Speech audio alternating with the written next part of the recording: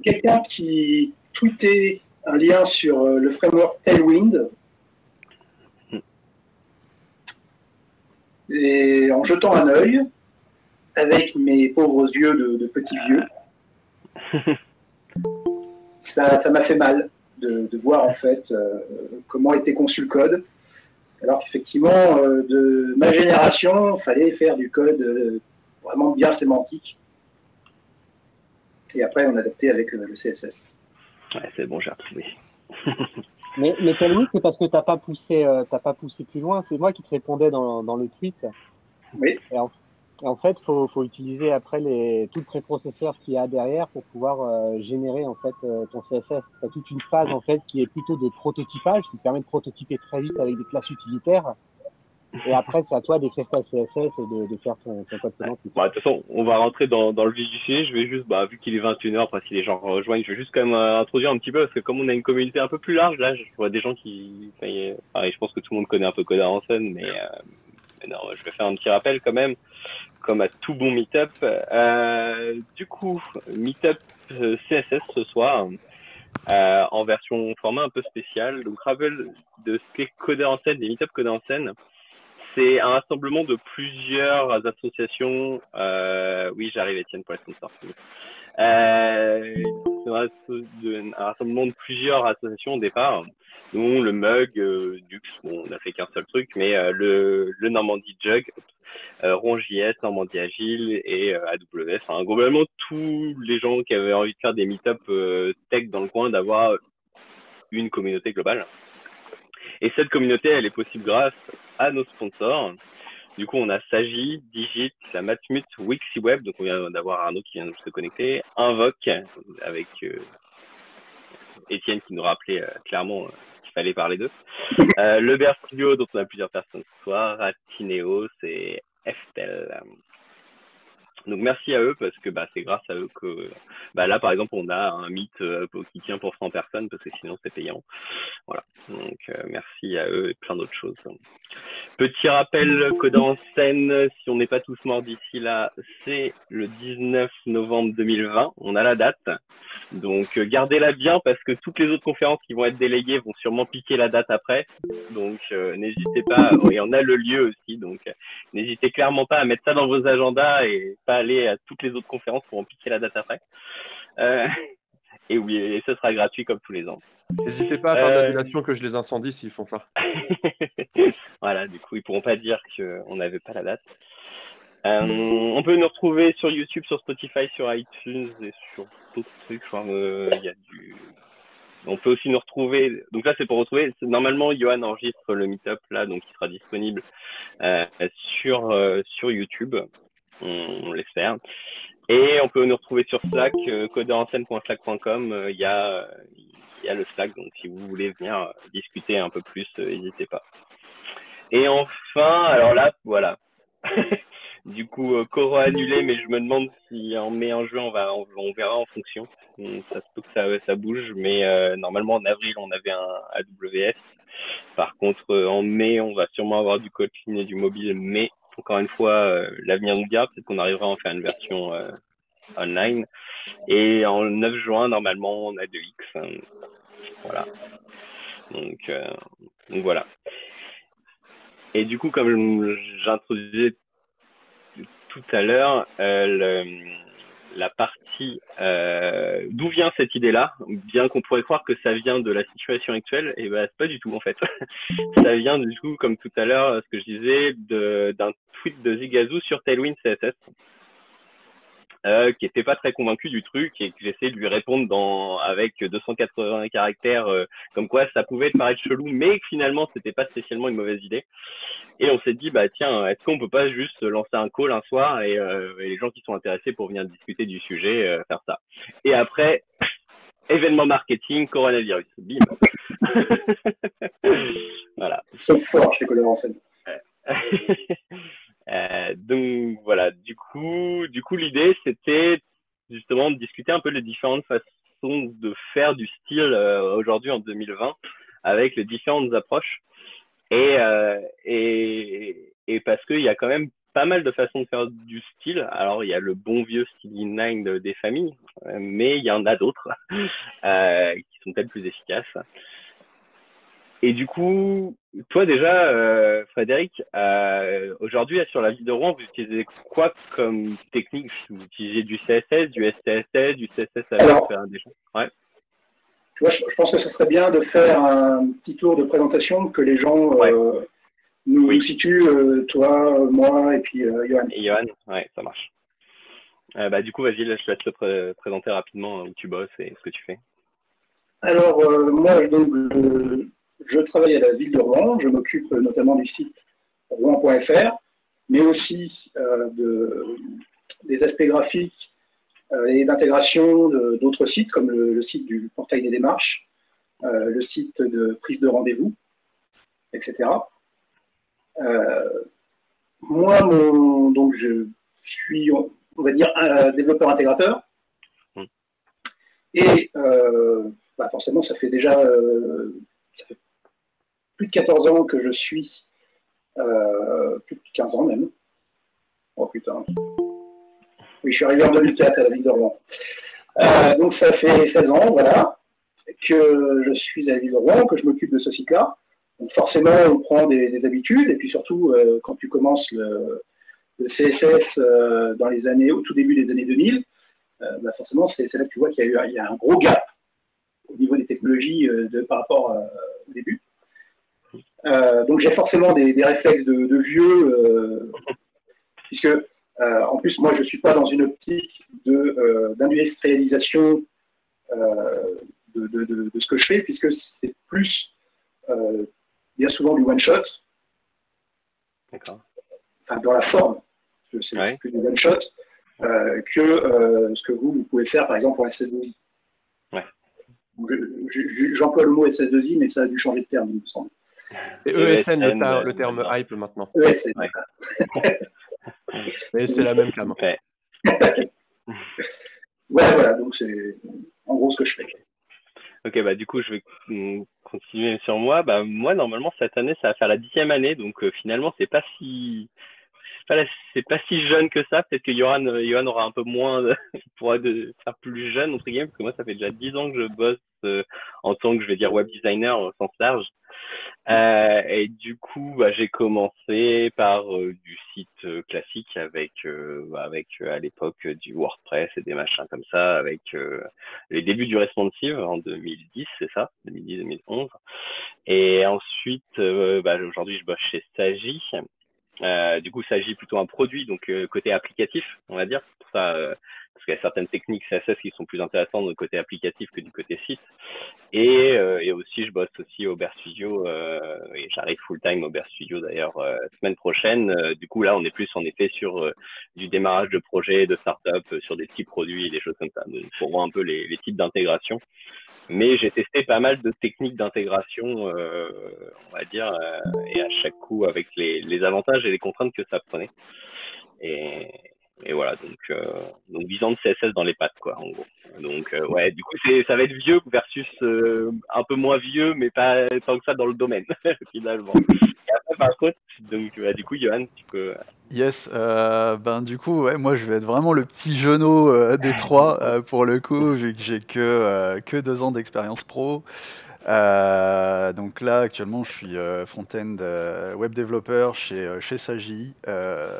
Et clairement, je suis vraiment assez junior sur tout ce qui va être intégration CSS, donc je vais avoir ce petit côté qu'est-ce qui plaît le plus aux plus jeunes, je pense. Voilà.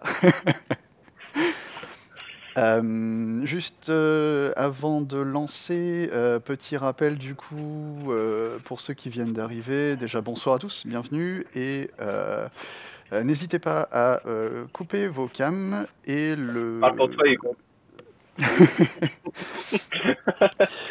Et n'hésitez pas aussi à participer à la discussion. En fait, c'est vrai qu'on est tous les trois sur le site de Codeur en scène, mais voilà, c'est vraiment un format table ronde, donc n'hésitez pas à discuter aussi pendant le débat, en fait. Ouais. Voilà. si vous avez peur de couper une conversation et tout, n'hésitez pas à mettre la question dans le chat. Et du coup, comme ça, quand on a fini, on prend la question et la personne peut même étayer sa question et autres. L'objectif, c'était vraiment un échange et pas comme sur un Meetup classique où finalement de juste d'échanger, quoi. Tu trouves pas le bouton pour couper ta câble, c'est à côté du gros bouton pour raccrocher. Donc si tu te loupes, tu le raccroches. Pendant que Hugo cherche sa cam, je rappelle que si j'ai bien compris, c'est enregistré, c'est ça? Oui, là je suis en train donc- d'enregistrer, donc on espère que ce sera rediffusé pour ceux qui n'auront pas le temps de tout suivre. Ouais. Ouais, et surtout, si vous, comme moi, vous voulez dire des conneries ou autres, pensez à les assumer parce que ça sera enregistré et diffusé sur Internet. Ouais, on fait pas de montage, hein, on perd trop de temps à faire du montage, du coup ce sera uploadé direct. Ouais. Le chat aussi, chat... Étienne, je pense, parce que tu prends tout l'écran là, Ah Johan. oui, je prends tout l'écran, oui. Donc, Ouais, donc oui. Ok. Du coup, on peut commencer. Du coup, ce que je me disais, c'est qu'aujourd'hui, finalement, si Tailwind te rebute un peu, ce que je peux comprendre, aujourd'hui, quelle technique finalement t'appliques? Est-ce que tu as une méthodologie ou est-ce que c'est un peu faire le style et puis il n'y a pas besoin d'avoir de méthodologie parce que finalement, c'est peut-être pas des gros trucs, je m'en rends pas bien compte des projets en fait. Alors, pour Rond.fr, on est plutôt dans une politique où le site est refondu à peu près entre 2 et 4 ans. Ok. Voilà. Donc, quand je dis refondu, c'est vraiment on prend et puis on recommence tout, quoi. Ouais, ça marche. Voilà. Bon, évidemment, on garde le contenu. Ouais. Parce que là, c'est mieux parce que autant en 2004, il n'y avait pas tellement de pages, donc c'était assez facile de tout retaper, enfin de tout refaire, de recréer toutes les pages. Autant aujourd'hui, c'est quand même un grosse pile de pages, d'articles, de contenus, de plein de types différents. Ça a vraiment grossi. Parce qu'au début, en 2004, c'était un site qui était en semi-dynamique. D'accord. Semi-dynamique, pour ceux qui ne connaissent pas trop, c'est-à-dire qu'on a des pages HTML dans lesquelles, en fait, on insérait des balises PHP pour rajouter des petits éléments dynamiques pour amener, par exemple, une liste d'agenda ou des choses comme ça. Donc, très rapidement, je suis passé au CMS. Donc, introduction, en fait, des gabarits. Là où avant, on faisait tout, on mélangeait tout. Hein. On mélangeait le contenu, les balises. On faisait des tableaux pour faire de la mise en page. Yes, normal. Voilà. C'est comme ça, pareil. En 2005, 2006, le CSS est quand même bien monté en puissance. Donc, pareil, ça, je m'y suis mis plutôt rapidement même. Et le principe à l'époque, c'était, comme tu l'as dit, on a un contenu HTML sémantique, et après, on construit le CSS qui va présenter ce contenu. Ouais. Donc, moi, les premières versions de roman.fr que j'ai faites, tout était comme ça, même la dernière, en fait. Parce que ça tient aussi du fait que les CMS que j'utilisais, donc Drupal, en fait, bien souvent, ils t'imposent une structure de code, de code HTML, une structure de balise, de DOM. Oui, t'as pas trop le choix. Ouais. Et donc, bien souvent, d'imaginer que tu vas pouvoir adapter le code à la feuille de style sans toucher à la feuille de style, c'était pas évident. Donc, du coup, je suis resté sur ce mode de fonctionnement-là, d'autant plus que, comme je disais, on fait du annule et remplace quand on faisait donc un nouveau site. Donc, on recassait toute la structure, on refondait les pages, etc. Et c'est ce qui s'est passé notamment pour la version actuelle. Et comme il y a, donc là, on est actuellement en Drupal 7, la prochaine, ça va être du Drupal 8. Ouais. Et pareil, entre Drupal 7 et Drupal 8, il y a un gap qui est plutôt énorme. D'accord. En termes de techno, c'est plus du tout le même moteur de template, c'est plus du tout les mêmes façons de faire. Drupal 7 était plutôt orienté HTML4, alors que Drupal 8 est complètement HTML5. Enfin, voilà, tu as plein d'évolutions de technologie qui font que, pareil, c'est là où j'ai du mal à voir l'intérêt justement de partir sur des frameworks comme Tailwind et compagnie, sachant que ça risque encore de bouger énormément dans les années qui vont venir. Ouais. C'est un peu comme le dernier framework JavaScript à la mode, que tu sais que dans 2-3 ans, les gens seront passés à autre chose. Ouais, ouais. Ça je comprends cette idée-là. Mais du coup, ça veut dire que là, est-ce que toi, tu as déjà étudié, enfin, si jamais c'est pas Tailwind, je sais que tu es en train de rechercher un petit peu comment vous allez faire, c'est ça, quelle approche vous allez avoir. Est-ce que déjà, il y a des choses niveau style, je sais pas, est-ce que tu as déjà entendu parler, enfin, je pense que oui, mais je préfère pour les autres si jamais, t'as entendu parler des BEM, des BEMI, des OOCSS ou des choses comme ça. Et du coup, est-ce que là-dedans, il y a des trucs. Alors, je vais essayer je vais repartager mon écran juste pour que tout le monde. Du coup, je vais repartager cet écran-là et je vais ramener un peu l'ensemble ici. Et hop. En fait, du coup, pour ceux qui ne connaîtraient pas toutes les techniques, par exemple, si on regarde du BEM, globalement c'est une approche qui va avoir où on va nommer des composants en fait avec des éléments qui vont se nommer underscore et des modifieurs qui vont se nommer tiré. Donc ça, c'est une façon en fait de nommer des classes CSS. Je sais pas si c'est assez gros, si c'est pas, je peux le grossir encore un peu. Mais c'est une façon de nommer des classes. Donc ça, c'est du BEM. Il y a plusieurs façons. Là, par exemple, j'ai un article du Bear Studio qui parle du BEMIT. C'est David qui a fait, du coup, qui a une explication d'un mix entre le BEM, justement, qui est le composant. Donc BEM, ça vient pour Block Element Modifier. Du coup, le bloc est la classe de base.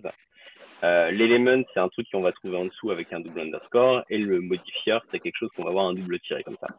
Du coup, ça veut dire que des choses comme ça, avec card, article, sponsor, on va l'avoir avec des choses comme ça qu'on va combiner.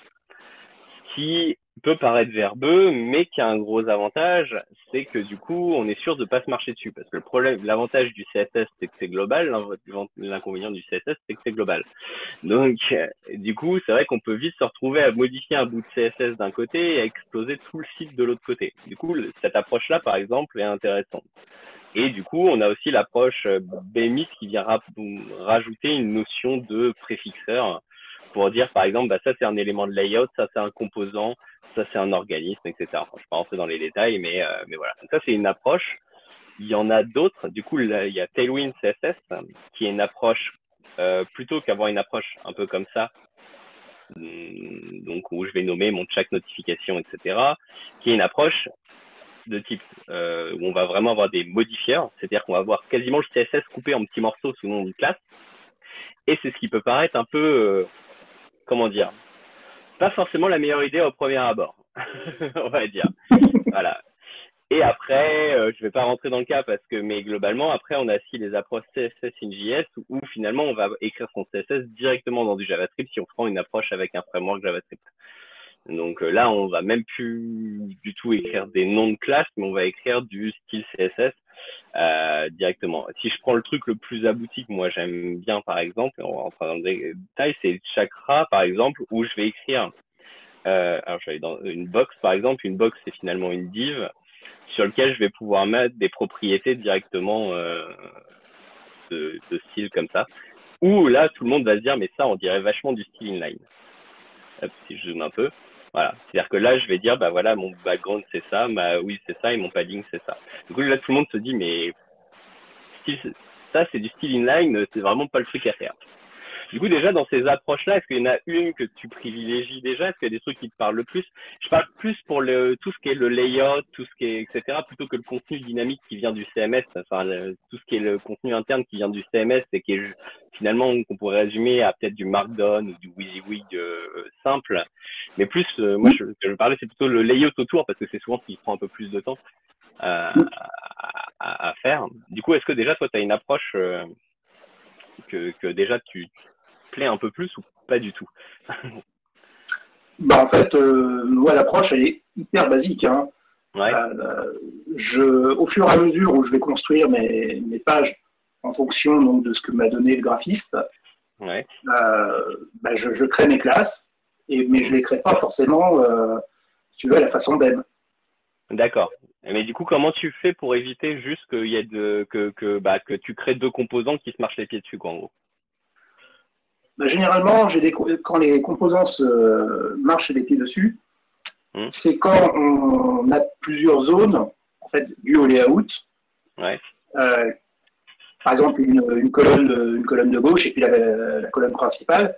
Et c'est là où généralement tu as effectivement des grosses différences au niveau des styles.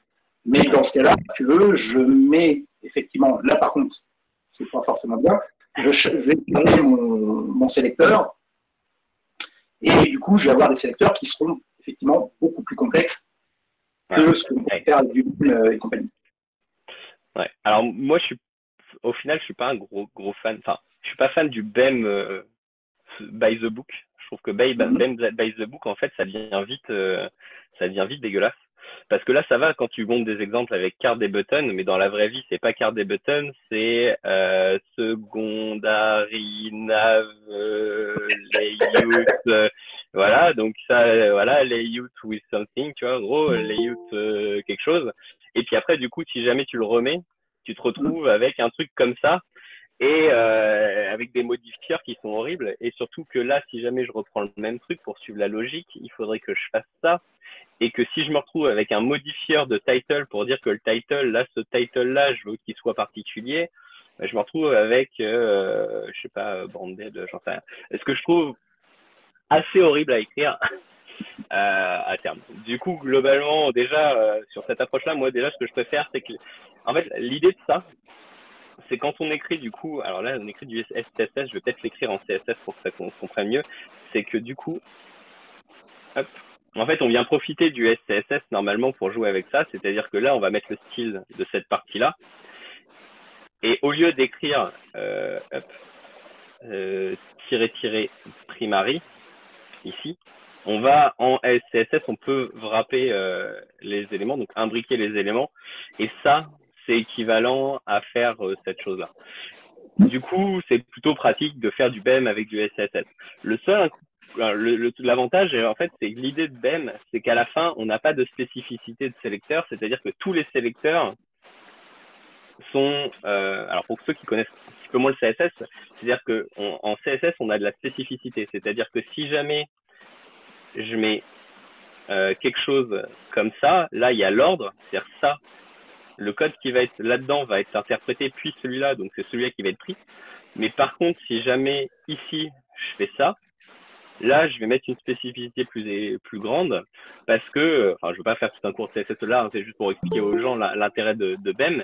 C'est qu'en fait, là, en faisant du double élément, en fait, je vais être plus spécifique que ça. Donc, potentiellement, si j'appelle ça après, bah, le code qui sera dans cette balise-là va pas override celle-là puisque celle-ci a deux éléments, donc un élément et une classe, et donc sera plus spécifique que celle-là. Ce qui fait que si jamais là je mets color red et ici que je mets color green, ici c'est sur la div qui était là, c'est cette classe-là qui va prendre en main, du coup ça va être une color green. Du coup, BEM essaye de répondre à cette problématique-là en faisant en sorte que finalement tous les sélecteurs se retrouvent au même niveau. Du coup, comme ça, on a plus de la spécificité dans l'ordre et pas de la spécificité au niveau des classes, etc. C'est pour ça qu'on évite les ID en CSS et autres, pour éviter d'avoir des spécificités trop fortes. Sauf que ça fait des classes assez verbeuses. Du coup, moi, par exemple, un truc que j'aime bien faire en BEM-like, c'est de mettre de faire du is tiré. Ça rajoute de la spécificité. Donc là, ça s'écrirait comme ça en CSS ou comme ça en SCSS, comme ça en SCSS ou comme ça en CSS. C'est un peu moins verbeux, par contre, ça rajoute de la spécificité, du coup, il faut en avoir conscience. Parce que là, deux classes, ça va être plus fort que. Mais comme souvent c'est un modifieur, on veut souvent que le modifieur soit plus fort que la classe de base. Donc déjà, voilà, sur le BEM, la petite modification que moi je préfère appliquer, c'est que les modifieurs soient pas renommés par le début de la classe, mais soit alors c'est is, ça peut être as, ou des choses comme ça. En fait, c'est des mots-clés qui sont au début pour savoir est-ce que c'est un modifieur. Donc voilà, du coup, ça fait des choses qui restent lisibles. Sauf que du coup, donc ça c'est pas mal. Pourquoi on ne serait pas plutôt sur l'arbre CSS du navigateur au lieu d'implanter de nouveaux outils? Parce que l'arbre CSS du navigateur, il dépend de ça. C'est-à-dire que En fait, en fait, si jamais je fais si jamais je fais un div image ici et que je mets un border ou whatever ou un opacity par exemple, opacity 0.2 ici et qu'après je fais image et que je mets opacity de point 1 par exemple, bah, mes images vont avoir une opacité de 0,2 parce que ça, toutes les images qui sont dans des divs vont faire ça. Alors là, ça va quand c'est dans le même fichier et que c'est côte à côte. Sauf que dans la vraie vie, on va splitter ça dans plein de choses et du coup, bah, ou alors on va avoir un gros fichier. Et du coup, bah là, quand on va être là, on va dire mais pourquoi ça ne marche pas? Je mets mon opacité à 1 sur mes images. Du coup, qu'est-ce qu'on va faire? On va faire ça. Et là, ça va marcher. Sauf que là, du coup, on va casser toute la spécificité en CSS et on va le mettre globalement. L'important, faut partir du principe que bah c'est pas une bonne pratique, sauf quand on n'a pas le choix. Parce que après, quand c'est important, bah du coup, je me retrouve à, en fait, si jamais là je fais ça et que je fais 0.2, bah là, l'important, c'est pas celui-là qui sera appliqué, c'est celui-là parce que comme il a une important, il est entre guillemets dans une espèce de sac à part et que du coup cette partie-là elle sera, elle va être plus spécifique parce que elle est important, donc elle est dans la même stack. Et ça, le sélecteur ici est plus spécifique que celui-là. Du coup, c'est pour ça que se baser sur la spécificité du browser, quand on veut, alors c'est vachement bien quand on veut override, etc. Sauf qu'en fait, la plupart du temps, sur des gros sites, enfin sur des sites où on commence à avoir un peu de verbosité, on va dire, un peu beaucoup de choses, bah, en fait, on va vite se retrouver à. Alors, quand c'est une personne qui maintient un truc sur un petit truc, ça va. Mais quand c'est un peu de legacy, etc., globalement, qu'est-ce qui se passe à la fin du fichier CSS? On se retrouve avec des mailles super classes et avec un gros, avec que des trucs avec important parce que bah on sait pas trop où c'était et voilà. Et en fait, quand tu maintiens des choses, moi, ce que je trouve au final, c'est qu'on se retrouve vite avec des choses comme ça. Du coup, c'est pour ça que des approches type BEM, BEMIT et autres sont intéressantes parce que normalement, en fait, l'avantage avec le BEMIT aussi, c'est que tu vas mettre ça. Du coup, tu sais que par exemple, ça va être dans le dossier composant qui va avoir ce composant-là, qui va avoir son composant-là. Ce qui fait que l'arborescence, globalement, je vais avoir un dossier qui va s'appeler components. Et dedans, je vais avoir un fichier qui va s'appeler secondary nav layout, par exemple. Bon, c'est un peu con dans les composants, mais ça, point, et du coup, souvent pour XCSS, moi je préfère faire du SPSS, mais du coup, en connaissant le nom de la classe, tu sais dans quel fichier tu dois aller regarder. Il faut juste bien s'organiser et avoir une bonne vision globale. Attends, je regarde, c'est intéressant quand même. Du coup, Michael, je sais pas si tu as un micro. Je veux bien ton avis là-dessus parce que c'est super intéressant. Si jamais, sinon on va répondre via le chat. Hein. Si jamais tu n'as pas de micro, il n'y a pas de souci. Du coup, il faut juste bien s'organiser et avoir une bonne vision globale. Alors, je suis d'accord, mais sur une équipe de plus de 1, honnêtement, c'est compliqué. Parce que du coup, si jamais tu n'as pas un minimum d'organisation, après que ce soit une organisation, justement, après, je sais pas, hein, chacun a sa façon de faire, mais avec plus d'une personne, globalement, le risque, en fait, surtout quand il y a des modifications qui sont rapides, si on ne comprend pas. Alors, il y a toujours le rechercher et remplacer hein, qui marche des familles, hein. Mais c'est vrai que ça peut être plus complexe. Et après, je dis pas que le BEM est une bonne solution, parce que pour moi, elle a ses défauts aussi. Mais j'explique l'intérêt de ces choses-là, quoi. Alors, tu vois, là, moi, je suis dans le cas où je suis dans une équipe de moins de 2. Ah, mais moi, à partir de 1,1, c'est-à-dire moi plus moi du futur, en fait, ça compte pour moi. Mais après, ça, c'est mon avis. C'est parce que, bah, au bout d'un moment, après, t'es perdu. Après, voilà. C'est parce que c'est quand tu commences à avoir quelques lignes de CSS. Après, si tu as 3 lignes de CSS. Mais je trouve que sur un site moderne, t'as quand même pas que 3 lignes de CSS en général. T'as quand même un petit paquet. Et le principal souci, mais c'est plus l'approche, c'est que, en fait, quelle que soit la techno que tu utilises, pour moi, alors que tu utilises Drupal, que tu utilises Jekyll, que tu utilises React, que tu utilises Vue, que tu utilises peu importe la façon de faire, souvent, normalement, tu vas découper quand même tes choses en petits morceaux dans ton truc.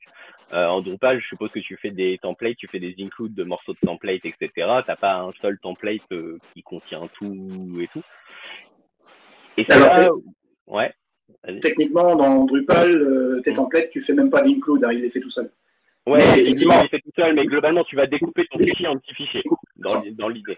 Du coup, tu vas découper ce que je vais appeler ce qui va render donc qui va gérer la partie HTML, parce que ça soit du React avec du JSX, que ça soit du Vue.js, que ça soit justement du Twig, tu vas avoir un moteur de template à un moment et tu vas découper ton template en petits morceaux, donc en petits fichiers.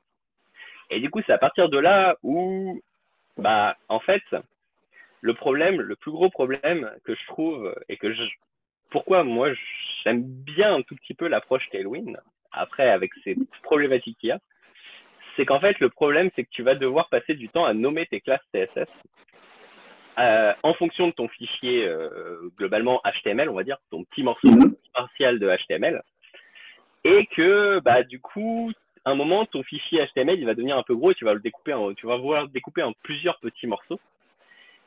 Et tu vas te retrouver globalement, alors si je reviens sur mes cards, hop, à avoir ça, donc du CSS qui fait partie, donc qui explique ta card. Hop, c'était mes cards là, hein, globalement, hop, truc comme ça. Et finalement, peut-être que tu vas splitter ton fichier en un ou en plusieurs fichiers.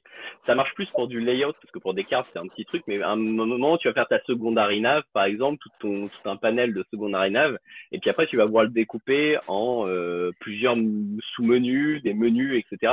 Et tu vas découper en plein de petits morceaux. Et ton CSS, lui, va rester un seul et unique bloc, parce que tu vas pas t'amuser à splitter autant de fois ton CSS. Genre, par exemple, si jamais je sais pas, moi j'ai une div qui va être tout mon menu, et puis je vais avoir à l'intérieur, je vais avoir le header du menu. Hop. Au début, c'est quelque chose de plutôt simple. Il veut pas me faire ça. Au début, ça va être quelque chose de plutôt simple, et puis après, finalement, mon header, je vais pouvoir le découper. Puis là, je vais mettre, je sais pas, main, par exemple.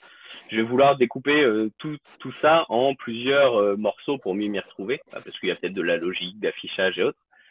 Et du coup, bah là, si jamais j'ai des classes qui va s'appeler, je sais pas, secondary nav, et puis du coup là, je vais avoir secondary nav header, etc. Enfin, vous avez compris le concept, je pense. Je les auto-ferme juste pour montrer qu'il y a normalement il y a du contenu. Hein. Et du coup là, par exemple, dans la vraie vie, si jamais je n'utilise aucune truc particulière, je vais l'appeler par exemple ça. Du coup, ici, je vais avoir du CSS pour ces parties-là.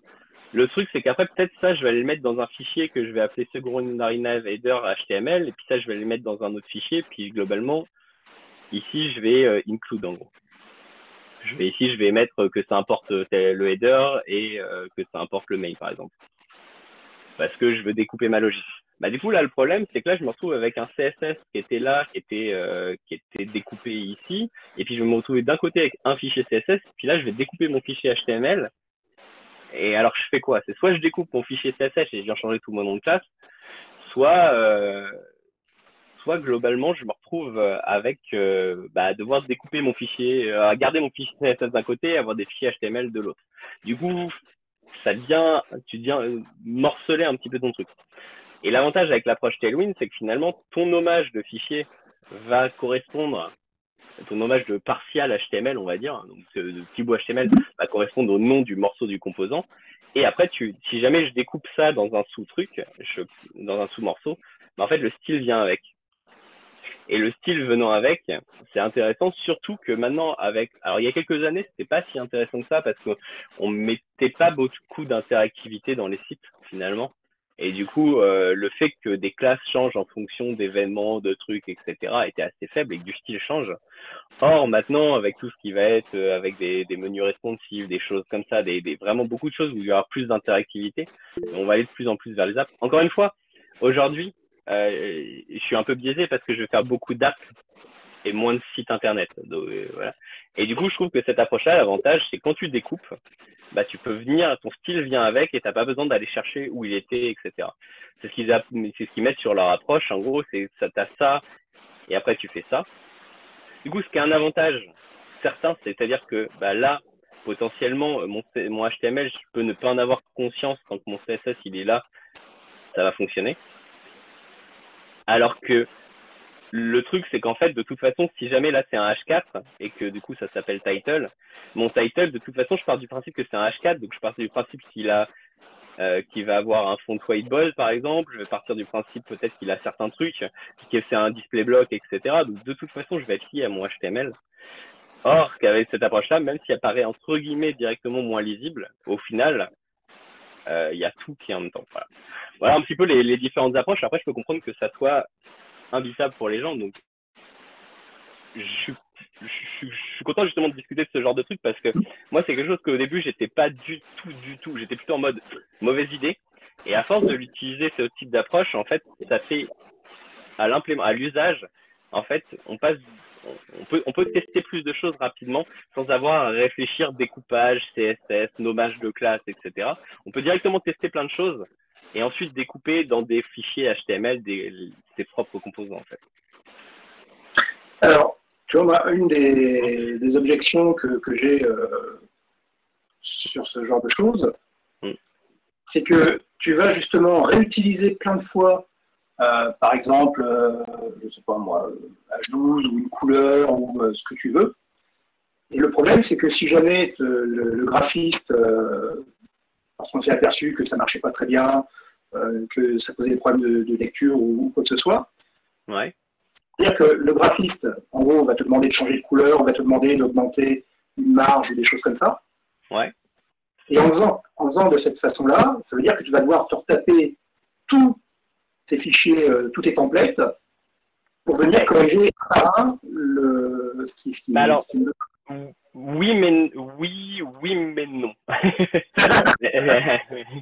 Oui, mais non, parce qu'en fait, l'idée, c'est vraiment d'avoir une approche composant. C'est pour ça que je te dis, au niveau des sites, c'est peut-être là où je comprends la réticence. Mais en fait, dès que tu vas avoir une approche composant, en fait, normalement, tu vois, cette carte-là, tu vas faire un partial HTML, alors qu'il soit, quel que soit le langage de templating, tu vas avoir un truc qui va s'appeler card, qui va embarquer, en fait, la structure HTML et le style, et ce composant card, finalement, tu vas l'utiliser partout dans ton site. Donc, si on te dit sur les cards, l'ombre portée, elle est trop faible, bah, tu vas venir le changer dans un fichier HTML, enfin, ou JS, si tu fais du JS, et ça va le changer partout, en fait.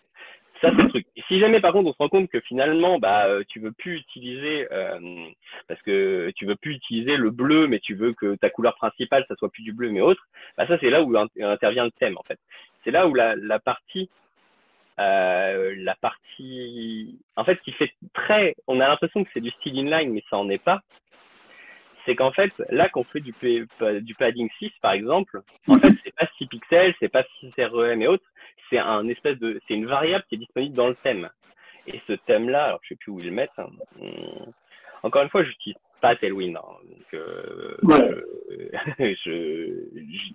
j'utilise des trucs plus en React, donc voilà. Mais globalement, tout ça, ce thème-là, tu vois, si jamais tu veux changer la font size, la font family, display, body, etc. Ici, tu peux venir dans ton thème rajouter, si jamais tu as de la fonte pour du code, si tu as de la fonte branded, fonte qui coulole, tu peux mettre ce que tu veux.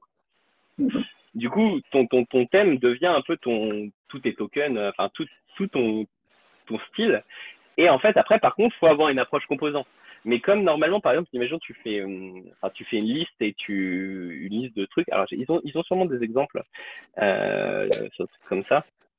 En fait, ça, tu vas jamais le mettre sur tous tes inputs. Tu vas faire un composant input qui va avoir ça, et ensuite tu vas rappeler ton composant input en lui passant le type et le placeholder, par exemple, et le name.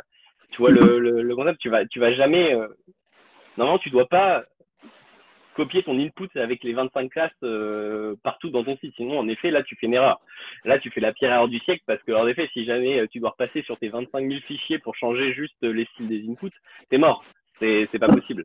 L'idée, c'est vraiment, pour moi, il faut le combiner, et c'est ce qu'ils expliquent, tu le combines avec une approche composant. Donc, en effet, si jamais tu n'as pas une approche composant, je te déconseille à 100% Tailwind. Parce que sinon, ça va te mettre du caca de partout et ça sera impossible à débugger et à venir modifier, etc. Vraiment, Tailwind, c'est si jamais tu te dis, voilà, je vais avoir une approche composant. C'est-à-dire, je vais découper tous mes composants en petites briques. Avec justement tout ce qui va être les approches atomiques, etc., tout ce qui est atomic design, je sais pas si les gens connaissent, atomic design. Et du coup là, si tu le mets avec cette partie-là, alors je vais chez Brad Frost, non, il n'y a pas Brad Frost. Ah, ouais. Tu dois pas faire ce qu'ils font sur leur propre site. Mais en fait, non, leur propre site, en fait, il est là pour montrer les exemples de trucs, mais en fait, il est fait pour montrer comment tu peux faire. Mais normalement, l'idée, sur Tailwind, c'est vraiment pas l'utiliser comme ça, mais c'est une base. En fait, c'est une base pour faire son propre style. Mais c'est pas comme un Bootstrap où il y a déjà des composants qui sont déjà faits, en fait. C'est vraiment un niveau en dessous du Bootstrap. Le code source. Mais Tailwind UI, pour le coup, c'est vraiment un bon exemple parce que Tailwind UI, en fait, les gens n'ont pas compris. C'est que, je pourrais vous montrer après, j'ai accès au truc. Tailwind UI, en fait, le truc, les gens ont pensé que c'était comme ça qu'il fallait intégrer le truc. Or, ils ont juste mis les exemples en dur et c'est à toi de venir le découper en composants. Je vais montrer après, mais en effet, les gens n'ont pas saisi cette subtilité-là. Et du coup, l'Atomic Design, l'idée, c'est de découper globalement ces composants d'interface en petits morceaux. Donc le plus petit morceau, les boutons, les inputs, etc. Puis après les molécules, de faire par exemple des formes groupes qui va contenir un label, un input, un helper ou des choses comme ça. Et ensuite des organismes et autres. Donc voilà, par exemple, voilà, là un label, un input, un bouton. Derrière, on peut faire un petit organisme qui va être ça. Et après, une molécule, pardon. Hop, ça c'est les molécules, désolé. Et après, tu vas avoir un organisme qui va être un gros morceau.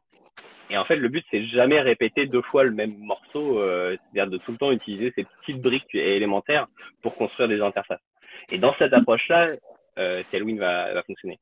Si je vais sur Tailwind UI, il faut que les gens comprennent, et c'est vraiment le truc qu'il faut pas faire. Mais après, c'est mal expliqué, je suis d'accord. C'est que là, en fait, ici, si on va voir un composant comme ça, par exemple, hop. Ouais, bon, là, c'est peut-être des gros morceaux, mais voilà, prenons ce composant-là. Si on regarde le code, là, on va vomir. Là, on va vomir parce que globalement, ça, faut pas enfin, c'est juste un exemple, en fait. C'est-à-dire que déjà, de base, tu dois jamais injecter tes icônes en SVG directement. Tu dois les importer d'un morceau. Tu les vas jamais les mettre en dur. Là, c'est juste qu'ils ont mis tout le code comme ça. Pareil. Là, on a le grid, etc. Normalement, tu vas boucler sur les données de ton CMS et tu vas mettre une boucle et tu vas avoir déjà qu'une seule fois le truc répété. Tu vas pas répéter 3 fois le même morceau de code. Donc, en effet, les exemples sont juste là parce que eux, ça leur permet ici, si jamais tu fais du PHP sans rien, si tu fais du Twig, si tu fais du Vue, si tu fais du React, tu vas pouvoir venir prendre le truc et le découper à ta sauce. Et en fait, l'avantage, c'est que ça va être agnostique. Parce que si jamais je prends un truc genre Chakra UI, là c'est du React et c'est lié à React, tu fais du React quoi, point. Donc si jamais tu as un truc qui te plaît pas et que tu veux pas faire du React, ça marche pas. L'avantage de Tailwind, c'est quel que soit ton moteur de template, tu vas pouvoir le faire. Mais encore une fois avec une approche vraiment composante.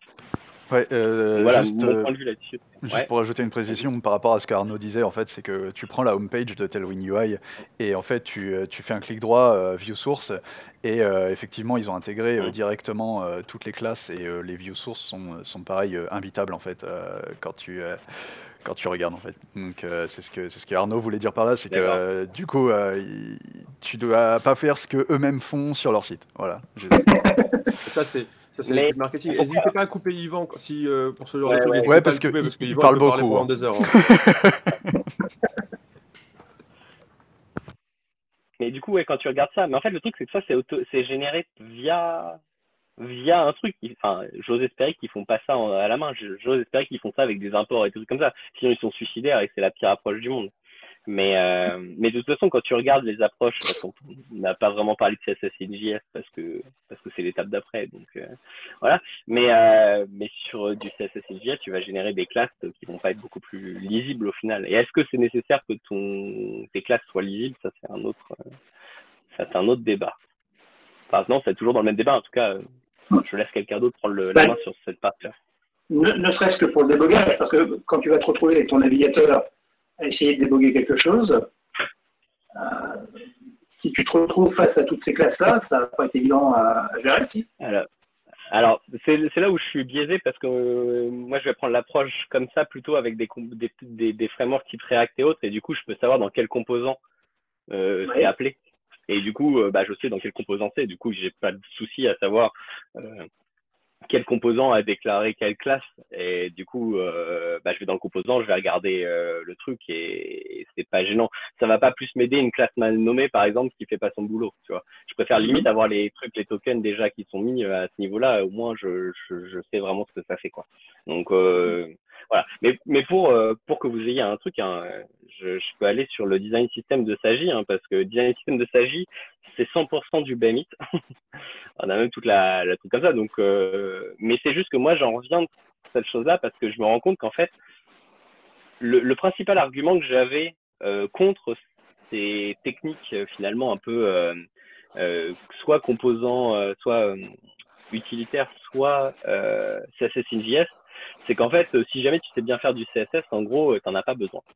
Sauf que dans la vraie vie, tu bosses avec plein de gens et que même toi, plus tard, tu sais bien faire du CSS, ouais, mais des fois tu changes de façon de faire, etc. au fil des années, et que il y a des trucs qui sont 10 fois plus galères à faire, quoi. Mais du coup, ouais. Tu vois, dans notre truc là, comme je disais, moi, le site de la ville, on le refait tous les 2-4 ans. Et donc, pour moi, c'est justement l'occasion de repartir d'une feuille blanche et justement d'intégrer toutes les dernières nouveautés, parce que quand j'ai sorti la version actuelle de Rouen.fr, tout ce qui était flex et tout ce qui était grid, le support n'était pas top. Ouais. Aujourd'hui, comme je disais que j'étais en train effectivement de réfléchir à tout ce que je pourrais faire pour le prochain, aujourd'hui, c'est clair que je vais utiliser Flex et Grid à fond. Oui. C'est évident. Sauf que à la fois le code HTML pour ça et le code CSS vont complètement changer par rapport à ce que j'ai aujourd'hui. Oui. Et une autre problématique que j'ai moi justement, et c'est pour ça que je recherche aussi des méthodes ou des techniques, c'est le fait que autant avant on se concentrait sur Rouen.fr et les services s'en satisfaisaient parce que si tu veux, les services dans les administrations ont quand même mis un certain temps avant vraiment d'adopter l'outil Internet. Oui.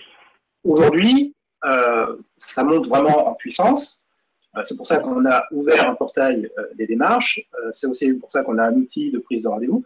Donc on commence à multiplier les outils, mais le principe en tant que service com, c'est au moins d'avoir une homogénéité de graphisme, de design.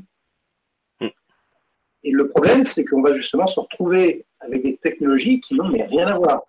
Par exemple, Rouen.fr, c'est du Drupal 7, donc le PHP template,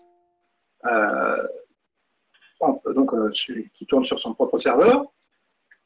Le portail des démarches, c'est une solution qui est en SaaS, qui tourne sur du Python et du Django. Donc, encore une autre techno. Le système de prise de rendez-vous, c'est un système qui tourne en Java avec des templates XSLT et du XML. Et, le pire comme solution qu'on a, c'est le portail famille, où le portail famille, si tu y vas, tu vas t'apercevoir que, en gros, la seule latitude de customisation qu'on t'autorise, c'est à changer le bandeau et à changer quelques couleurs. Voilà. Ouais. Donc, il y a un éventail vraiment très très large. Ouais. Et la question, justement, c'est à un moment donné, comment est-ce que tu peux faire pour justement avoir quelque chose de cohérent sur l'ensemble des sites, sans forcément à chaque fois réécrire tout le CSS, quoi. Ouais. Du coup, en effet, sur cette approche-là, sur ce truc-là, je te conseillerais pas de partir sur du Tailwind, en effet, parce que tu vas te faire chier, parce que du coup, en effet, tu veux porter tu veux que le style, la structure même soit, le style soit porté vraiment par le CSS et pas par le HTML, parce que tu vas l'avoir de différentes façons. Nous, par exemple, sur Sagi, c'est pour ça que si on va par exemple, on va prendre les atomes, si on prend un bouton. Aujourd'hui, on a du React dans les dernières apps, mais on a des apps en AngularJS première version du nom et en Angular 4, etc. Du coup, c'est pour ça que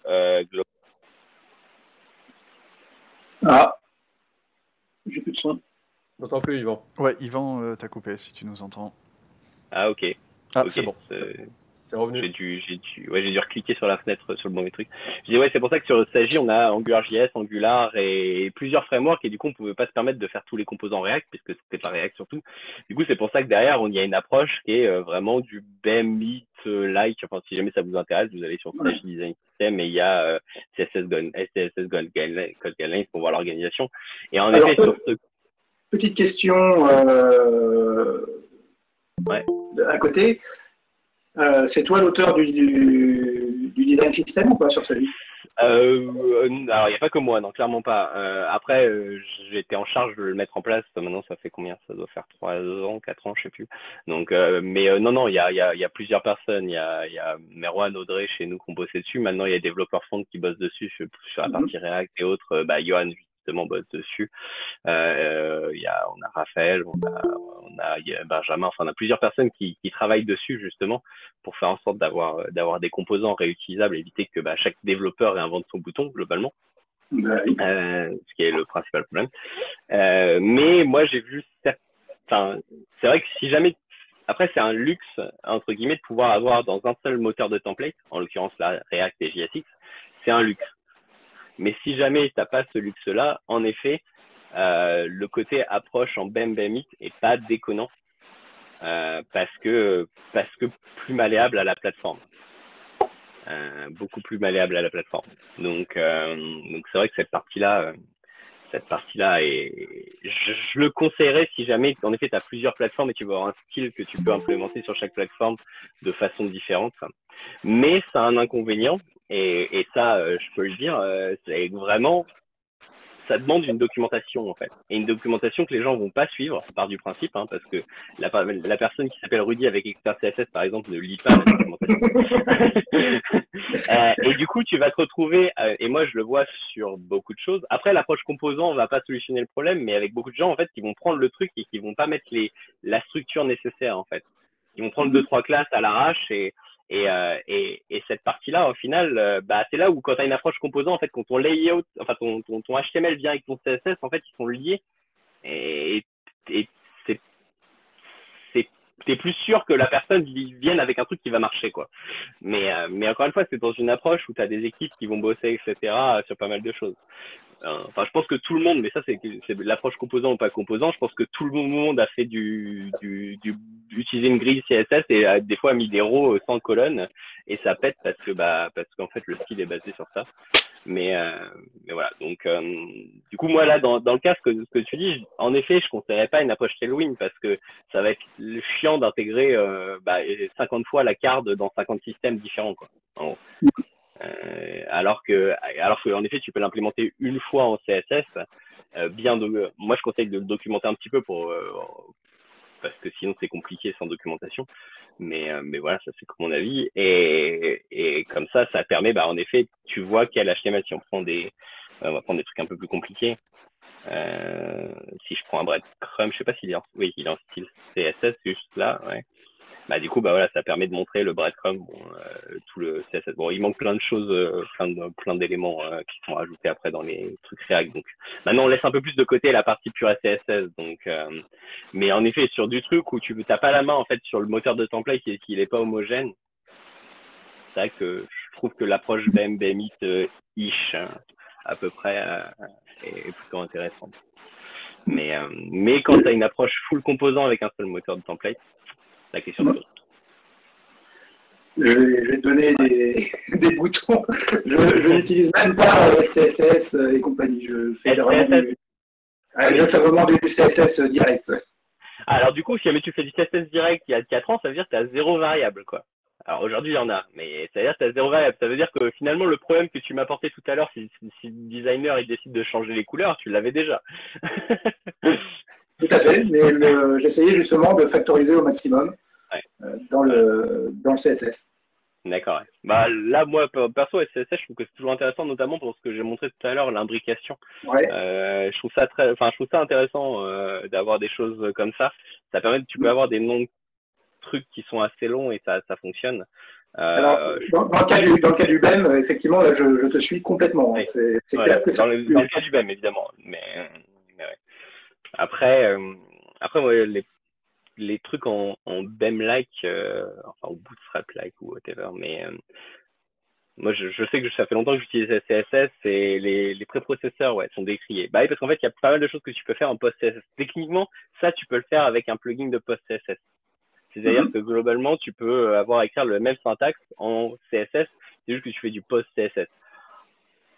Globalement pour moi c'est la même chose à partir du moment où tu fais un truc qui va compiler, c'est pas après si le designer fait du truc au doigt mouillé, mais le designer peut changer d'avis et surtout par rapport à des tests utilisateurs peut se rendre compte que finalement les trucs sont pas beaux, et du coup c'est pas mal de les changer. Je sais que tu trollais mais mais ouais. Et du coup des retours d'XP sur Bemit, bah moi je trouve que c'est bien. Mais dans une approche full composant, en fait, on peut s'en passer. Dans une approche pas full composant, je trouve que c'est une très bonne approche, perso. Le Bemit, moi, c'est celle que j'ai préféré utiliser parce que facile à nommer. Avec la petite chose que je disais tout à l'heure, d'éviter moi, je préfère les modifieurs avec des is, as, plutôt que de remettre tout le nom du truc. Même si ça rajoute un peu de spécificité, c'est quand même, ça rend le HTML un peu plus lisible quand même. Alors oui, c'est ironique parce que je parlais de Tailwind qui rend pas le HTML lisible, mais parce que je te dis encore une fois, l'approche Tailwind ou CSS in.js avec des petites props, etc., c'est dans une approche full composant. Pour moi, c'est une bonne chose, quoi. Après, Bemix sur une approche pas composant, c'est ça plutôt cool. Alors tu vois, là, j'aimerais bien avoir quand même entendre un petit peu Johan, parce qu'effectivement, on a surtout échangé tous les deux, mais voilà, ce serait intéressant d'avoir son avis à Johan. C'est vrai que pour le coup, moi j'ai un regard plus jeune. J'ai pas forcément écrit de CSS moi-même, je l'utilise, donc je vais plutôt parler de cet aspect utilisation. Pour avoir touché du Bemit au niveau du design system, donc intégrer des composants avec du Bemit et également intégrer des composants avec du Tailwind, j'avoue avoir quand même une petite préférence pour Tailwind qui va permettre en fait de prototyper assez rapidement des composants. C'est un peu son avantage, surtout quand en CSS on maîtrise pas forcément. L'aspect utilitaire en fait va me permettre de prototyper assez rapidement des composants, de pouvoir jouer un peu avec tout ça et ensuite, alors encore une fois, niveau des technos, je suis pas passé non plus par beaucoup de choses, je vais surtout parler de React. Mais cet aspect du coup composant avec l'utilitaire est plutôt pratique.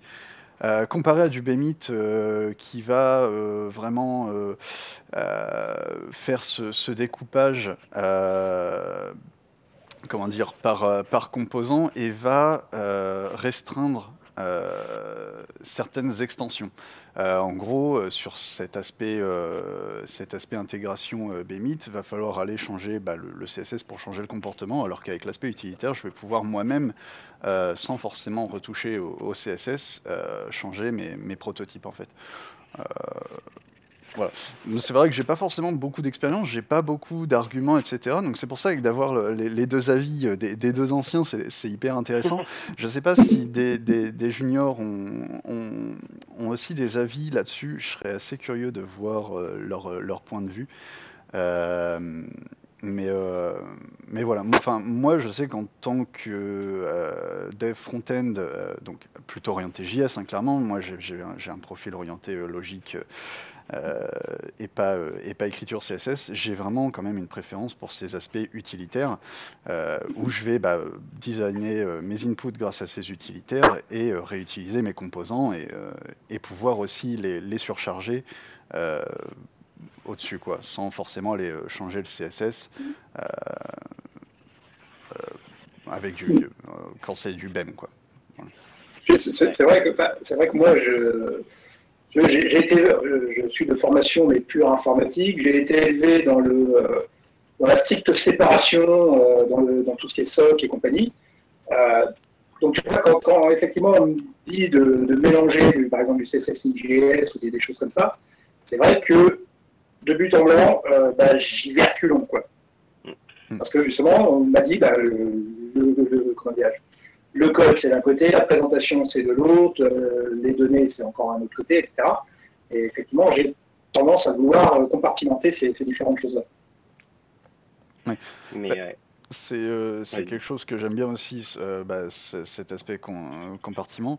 C'est pour ça que le design system de Sagi, moi j'aime bien le faire grandir parce qu'il a vraiment cet aspect compartimentation des composants et de leur structure. Et je sais même plus ce que je voulais dire pour le coup. C'est vrai qu'en plus, alors oui d'ailleurs pour ceux qui sont là, je sais pas encore vers quelle heure on compte terminer. On s'est prévu 22h30. N'hésitez pas. ouais, Du coup à participer à la discussion si vraiment vous avez des choses à dire, etc. des questions, même des trucs, des ou même questions, des, des ou même remarques, des trolls. ou des trolls, on prend tout. Y a pas de souci. Mais oui, non, pour revenir sur ton point, Frédéric, de toute façon, il faut clairement découper les choses et pour clairement mieux s'y retrouver. Et je viens de retrouver ce que je voulais dire, c'est que cet aspect Tailwind utilitaire, moi, c'est quelque chose que j'aime beaucoup aussi parce que justement, il permet de pouvoir créer un thème. Et j'ai bossé dans des boîtes où on demandait beaucoup de marque blanche et c'est quelque chose qui est très appréciable avec cet aspect utilitaire, c'est qu'on peut juste changer le thème sans changer ses composants et on peut avoir clairement un outil qui se vend en marque blanche qu'on peut vendre à plusieurs clients et qu'ils peuvent customiser au choix, quoi. Donc c'est aussi pour ça que je suis beaucoup passé par ce genre d'aspect utilitaire aussi avant que Tailwind arrive pour le coup. Après, c'est vrai que c'est vraiment une approche plus app. En fait, l'univers vient du plus. En fait, quand tu parles d'app, je pense que, enfin, quand tu parles de tout ça, c'est dans un contexte d'app. Et en fait, moi, je vois les sites qui vont de plus en plus vers le domaine des apps. C'est pour ça que ça s'applique de plus en plus aux sites, je trouve. Et tu avais une question, Johan, qui disait, tu parles de prototypage rapide, mais cela nécessite-t-il une étape supplémentaire pour passer en mode prod, non prototypage? Alors non, quand je parle de prototypage, c'est vraiment pendant mon dev, je vais prendre un bouton, pour l'instant il va être dans le code un peu sale, je vais le prototyper et puis ensuite je vais le sortir dans un composant et mon bouton est prêt à être utilisé en fait. Quand je parle de prototypage, ouais, c'est vraiment je vais faire un POC, je vais vraiment faire qu'une seule page, je vais faire tout mon prototype et après je vais sortir mes composants petit à petit. Au final, c'est vraiment, c'est aussi un des avantages, c'est que mon POC va devenir rapidement quelque chose de maintenable quand je vais sortir mes composants au fur et à mesure. Donc c'est pas vraiment une étape supplémentaire, au contraire, c'est une transition plus légère, je trouve. Ouais. Alors, quand tu parles de composants, tu parles de composants React. Oui, là, dans ce cas-là, je pense. Ouais, c'est ça. Composant React ou vraiment tout moteur de template Voilà, en fait. pour le coup. Faut pas l'arrêter à React du Ouais, Twig faut pas l'arrêter à et React. du moteur de template. Pour moi, c'est dès que tu fais du moteur de template. En effet, si jamais tu mets en chaîne littérale dans du PHP, ouais, mais il y a peut-être d'autres problèmes à résoudre avant le CSS. Mais sinon, si tu utilises un moteur de template, à partir du moment où il y a un moteur de template, tu auras cette notion normalement de composant. Après, sur certains sites, c'était pas nécessaire en fait. C'est parce que tu as juste une simple navigation, tu vas pas t'amuser à sortir Tailwind CSS. Sauf que le problème, c'est qu'aujourd'hui, je vois que les sites deviennent de plus en plus quand même complexes, ont besoin de plus en plus, les gens attendent beaucoup plus de choses et attendent un comportement plus fluide, plus efficace, plus proche d'une app que d'un simple site. Et c'est là où en effet, je trouve que cette approche composante est plutôt intéressante. Mais après, il y avait quoi comme autre question? Tailwind et son approche utilitaire est pratique aussi pour les designers. En effet, moi, étant à la fois designer et développeur, en fait, ce que j'aime beaucoup, c'est que avec du Tailwind, en fait, je vais pouvoir maqueter dans le navigateur directement. Ça, je vais pouvoir tout de suite réfléchir quasiment comme avec un outil design. Alors, faut pas non plus s'emballer, hein, ça reste voilà, mais je veux dire, je vais aller encore plus vite en fait parce que je vais pas passer 3 heures à réfléchir au nom de la classe alors que je sais même pas encore ce que je suis en train de faire. Du coup, c'est là aussi où je trouve l'avantage. Et encore une fois, si jamais tu as une maquette qui est figée, que tu dois intégrer au pixel près, Là c'est compliqué. Ça peut marcher, mais enfin ça marche, hein, mais c'est pas là où je trouve que Tailwind ou les approches comme ça sont intéressantes. Ce que j'aime beaucoup et moi j'utilise plus en React Chakra UI, mais c'est les concepts de Tailwind mais avec du React. Donc finalement on est assez proche de ça. On est assez proche du même concept finalement. Et en fait moi ce que j'aime beaucoup c'est que je peux designer une app sans trop réfléchir dans mon navigateur et en mode sale, en mode quasiment un fichier qui fait toute mon app, hein, je m'en moque. Et une fois que je sais où je vais, là je découpe en composants. Mais là le découpage en composants est simple parce que je prends juste mes morceaux de petits bouts de HTML, enfin de JSX en l'occurrence, et je les mets dans des fichiers composants, je leur mets les bonnes propriétés que je peux passer pour le contenu. Et en fait c'est fluide en fait, de passer du design au prototype à quelque chose pour mettre en production. C'est ça, moi, qui m'intéresse dans cette approche-là. Mais encore une fois, ça dépend encore une fois du cas. Si jamais j'ai un designer qui m'a donné 25 maquettes HTML et que j'ai pas beaucoup de choses à faire, je sais pas si cette approche-là m'intéresse le plus. Oui, voilà, pour revenir. Plus du BMI et autres. Ouais, pour revenir à ce que tu dis, je vais prendre l'exemple de l'application Codeur en scène qu'on a fait l'année dernière avec Yvan. On n'avait clairement pas le temps de faire tout un process de maquettage, de prototypage avec du Adobe XD, du Figma, etc. Donc on s'est attaqué directement au code pour l'interface et passé par Chakra UI nous a permis en fait de clairement tout faire directement dans une page, tester plein de choses, etc. Et au fur et à mesure, voilà, en sont sortis des composants qu'on a sortis au fur et à mesure pour avoir une meilleure maintenabilité. De notre soirée, on avait un prototype qui marchait, quoi. 2 soirées de 2-3 heures, même pas. On avait un truc, on savait où on pouvait aller, quoi. Ouais. J'ai vu une question de Ludovic. Est-ce que la mise à jour de Tailwind en version majeure ne serait pas une contrainte à s'attendre à l'avenir? Et alors justement, non. Déjà, comme François a répondu, l'auteur semble sensible à ne pas introduire de breaking change trop souvent. Et ce qu'il faut se dire aussi, c'est que l'aspect utilitaire de Tailwind, en fait, justement, empêche dans sa conception d'intégrer des breaking change.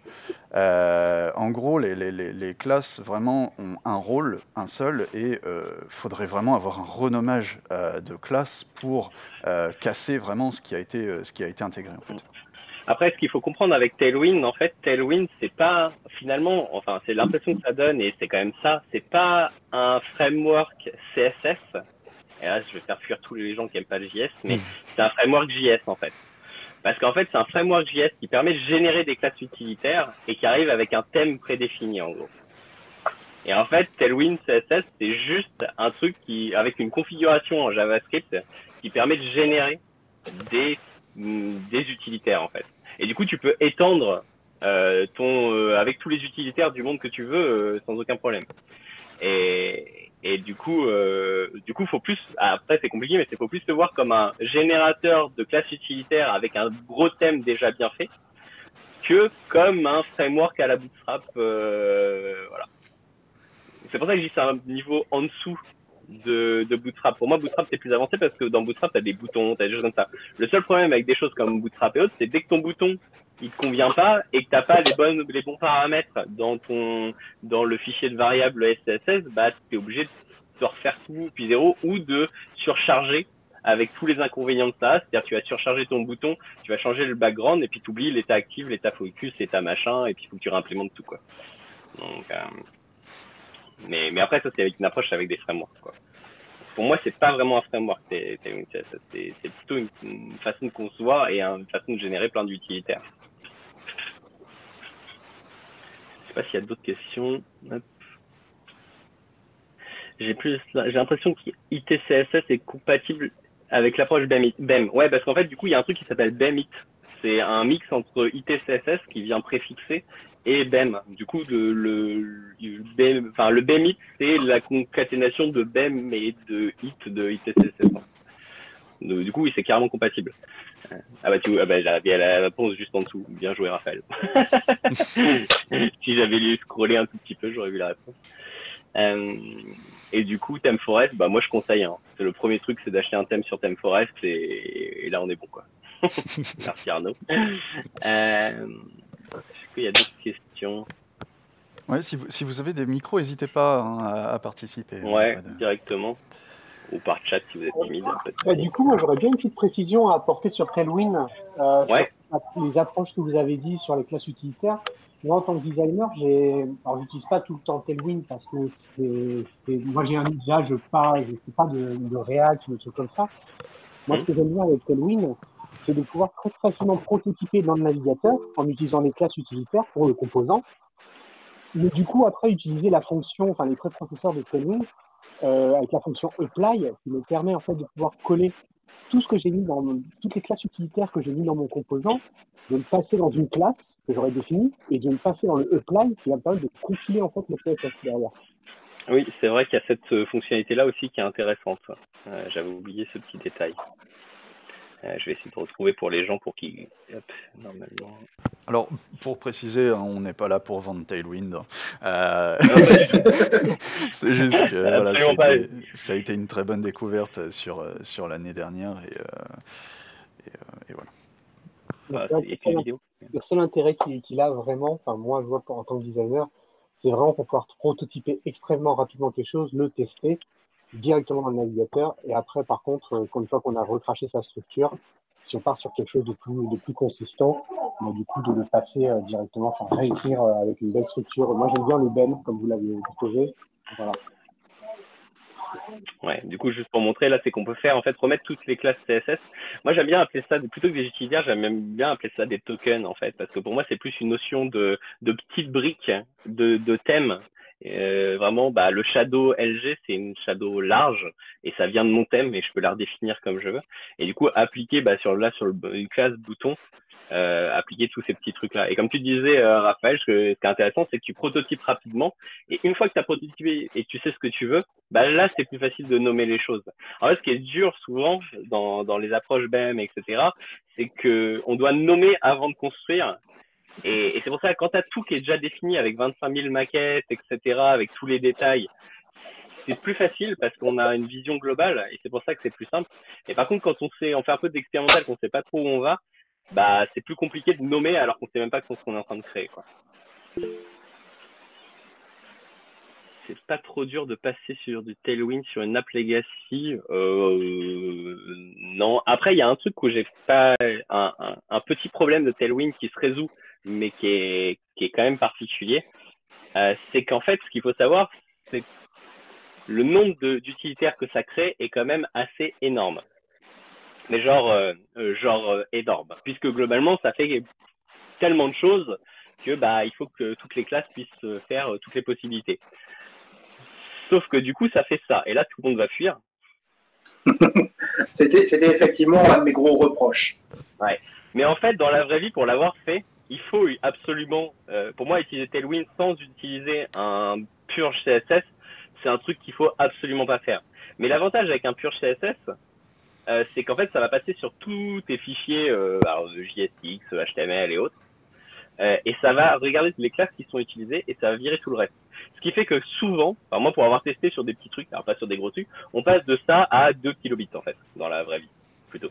2, 3 kilobits parce qu'en fait on sur des choses, alors après ça grossit évidemment, mais comme les utilitaires on utilise quand même souvent la plupart du temps les mêmes, en fait finalement là c'est le cas extrême mais qui n'arrive jamais normalement parce que si jamais vous arrivez à ça, ça va vous utiliser tous les utilitaires dans tous les formats responsives, dans tous les trucs, etc.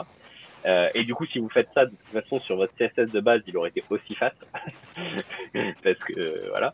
Mais du coup, ça, c'est un truc, mais ça veut dire qu'il faut faire tourner un post CSS, un pur CSS sur votre CSS, parce que sinon, vous allez avoir un truc énorme. Et en effet, là, les gens qui se disent, bah ouais, mais du coup, ça fait du tooling en plus, etc. Là, je peux comprendre. Surtout que purge CSS, ça veut dire de pas avoir de classe conditionnelle. Les classes conditionnelles, ça veut dire que, bah, par exemple, en JavaScript, je vais venir construire une classe avec deux bouts.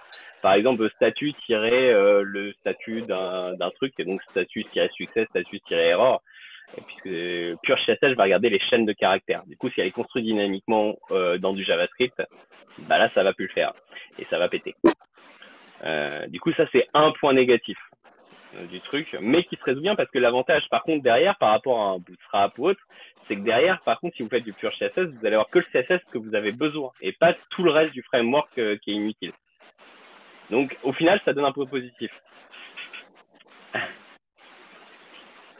Oui, il faut utiliser le whitelist, mais enfin, quand tu es en train de dev et que tu galères pour pas comprendre pourquoi ça marche pas, parce qu'en plus tu vas faire le purge que quand tu vas aller envoyer en prod, du coup ça va péter en prod et tu vas galérer. Du coup c'est quand même un point négatif. Mais oui, en effet, tu peux dire que certaines classes mettent du whitelist, etc.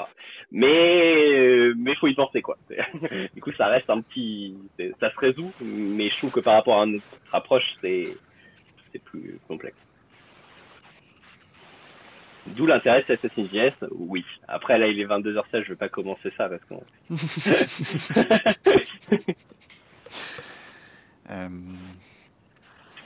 C'est pas ne pas respecter... Ok, c'est du troll. D'ailleurs, c'est pas respecter... Tu respectes, hein, derrière, tu fais toujours du CSS. Que ce soit Tailwind, CSS.js, que tu utilises du Bootstrap ou autre, tu fais toujours du CSS derrière. Ouais, et puis, alors c'est vrai que c'est un point aussi. Nous, on a vraiment cette vision utilitaire, etc. Parce qu'on a vraiment notre app industrialisée, etc. C'est vrai que si on va faire de l'intégration de sites web, bah, notamment du coup rouen.fr, etc. Je sais pas comment ça se passe pour tout ce qui est industrialisation, etc. Mais c'est vrai que si on multiplie les outils pour un site, clairement, ça vaut pas le coup. Clairement. Ça, enfin, c'est là, c'est vrai que Yvan et moi, on va être plus sur cet aspect industrialisation où au final, on met l'outil et il bouge pas pendant des années, et ça va nous faire le travail, nous faciliter la vie, même dès on a un nouveau développeur qui va arriver, ça va lui faciliter la vie, etc. Après, clairement, Voilà, quand on va faire du site web, bah là, oui, clairement, ces outils vont être overkill, ça va être une perte de temps, ça va. Donc, clairement, à chaque cas, son usage. Et les trolls sont clairement les bienvenus. Non, mais C'est... et souvent, du coup, pour un truc, une petite structure Bmit avec un SCSS basique, pour moi, ça fait le taf. Après, même ou un post CSS, hein, ce que vous voulez. Après, moi, j'ai du mal à pas avoir du tout d'imbrication. Mais parce que je trouve que ça fait des choses un peu verbeuses, mais après ça se fait bien, ça se fait très bien. Mais oui, c'est ça. Si jamais tu fais 2 pages de site vitrine, tu vas pas sortir du CSS.js et du machin. Aucun intérêt. Clairement pas. Aucun intérêt. Ouais. Effectivement, tu vois, sur Rouen.fr, je suis à peu près à 95 kilooctets de CSS. Ouais. Mais du coup, tu vois, je pense qu'avec une approche composant, avec une approche Tailwind, t'aurais moins. Mais par contre, vu ce que tu m'expliques des contextes, t'aurais plein d'autres problèmes. Voilà. Mais t'aurais moins, je pense, parce que finalement, je pense que tu n'utilises pas tant que ça de trucs. Et en fait, l'approche utilitaire, l'avantage, c'est que normalement, tu utilises en fait, tu n'utilises pas 400 000 morceaux de CSS et du coup, dès que tu vas faire un display block, bah là, ta ligne de display block, dans tous tes composants où tu vas faire display block, elle va être appliquée. Alors que dans une approche utilitaire, elle va être appliquée, elle va être faite une fois. Et pour tous les éléments, si tu as 4000 éléments qui sont en display block, où tu mets le truc display block, ça va pas grossir ton truc, ça va grossir un petit peu le CSS, donc le HTML. Donc c'est kiff au final. Hein. Tu vas gagner un peu d'un côté, tu vas perdre de l'autre. Par contre, tu vas plus facilement retirer ce qui n'est pas utilisé, par exemple, des choses comme ça. Mais tu pourrais faire passer du post-CSS aussi sur du CSS classique. Donc, du purge. Ouais. Donc ouais, c'est des approches qui se discutent. Après, moi, c'est même pas une approche BEM, etc. Le truc, c'est qu'il faut bien nommer et il faut bien s'y retrouver, quoi. Et parce que je vois beaucoup de devs qui arrivent et puis du coup qui font un bouton et qui font un point button et bim, pas de chance, ça pète, quoi. Mais voilà, c'est plus une non-connaissance là, du CSS et c'est valable aussi dans l'approche composant. Si tu viens bourriner le composant de base qui est utilisé partout comme sans réfléchir, tu auras les mêmes problèmes. Hein. Donc ouais.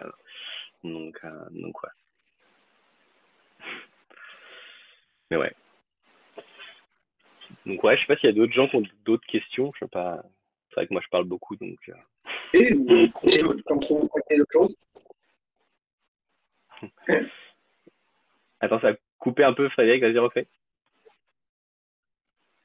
Je disais oui, ou alors il y a des gens qui ont d'autres idées, qui ont essayé autre chose. Oui, il y a peut-être des gens qui ont d'autres approches. Dans mes tests à la con, Ah oui, je t'écoute. Ah ouais, je pense qu'on a du lag en fait. Ok. Non, je disais, il y a peut-être des gens qui ont d'autres approches complètes à part des trolls, mais peut-être des gens qui font totalement différemment. Et ah bah du coup après on a sur du CSS JS là, on peut rediscuter après. En effet, moi ça me dérange pas de parler de ces parties-là. Mais là on est vraiment là du coup, on est vraiment sur partir encore plus loin dans l'approche composant JS, etc. Et, et moi j'avoue que sur ces parties-là, j'étais pas chaud du tout, hein. Alors, CSS.js, je me souviendrai toujours, c'était l'année dernière, je crois. Et je donnais des cours à l'IUT qui est à Elbeuf. Du coup, ça fait quoi? Ça fait 20 minutes aller, 20 minutes retour. Du coup, sur le podcast, ça s'appelle Putain de code, qui parlait de CSS.js qui était vieux. Et du coup, bah, j'ai fait l'aller. J'étais en mode, mais ils sont complètement cons, ces développeurs JavaScript, ils savent pas de quoi ils parlent, ils savent pas faire de CSS. Et sur le retour, j'ai fait, ouais, en fait, c'est peut-être pas que des conneries, parce qu'en fait, tous les problèmes qu'ils annoncent, je les ai bien rencontrés, et qu'en effet, peut-être que ça pourrait résoudre ces problèmes-là, sans créer 12 millions de plus, quoi. Donc, du coup, moi, mon approche sur CSS.js, j'étais plutôt réfractaire, mais au final, non. Après, j'aime pas toutes les implémentations de CSS.js.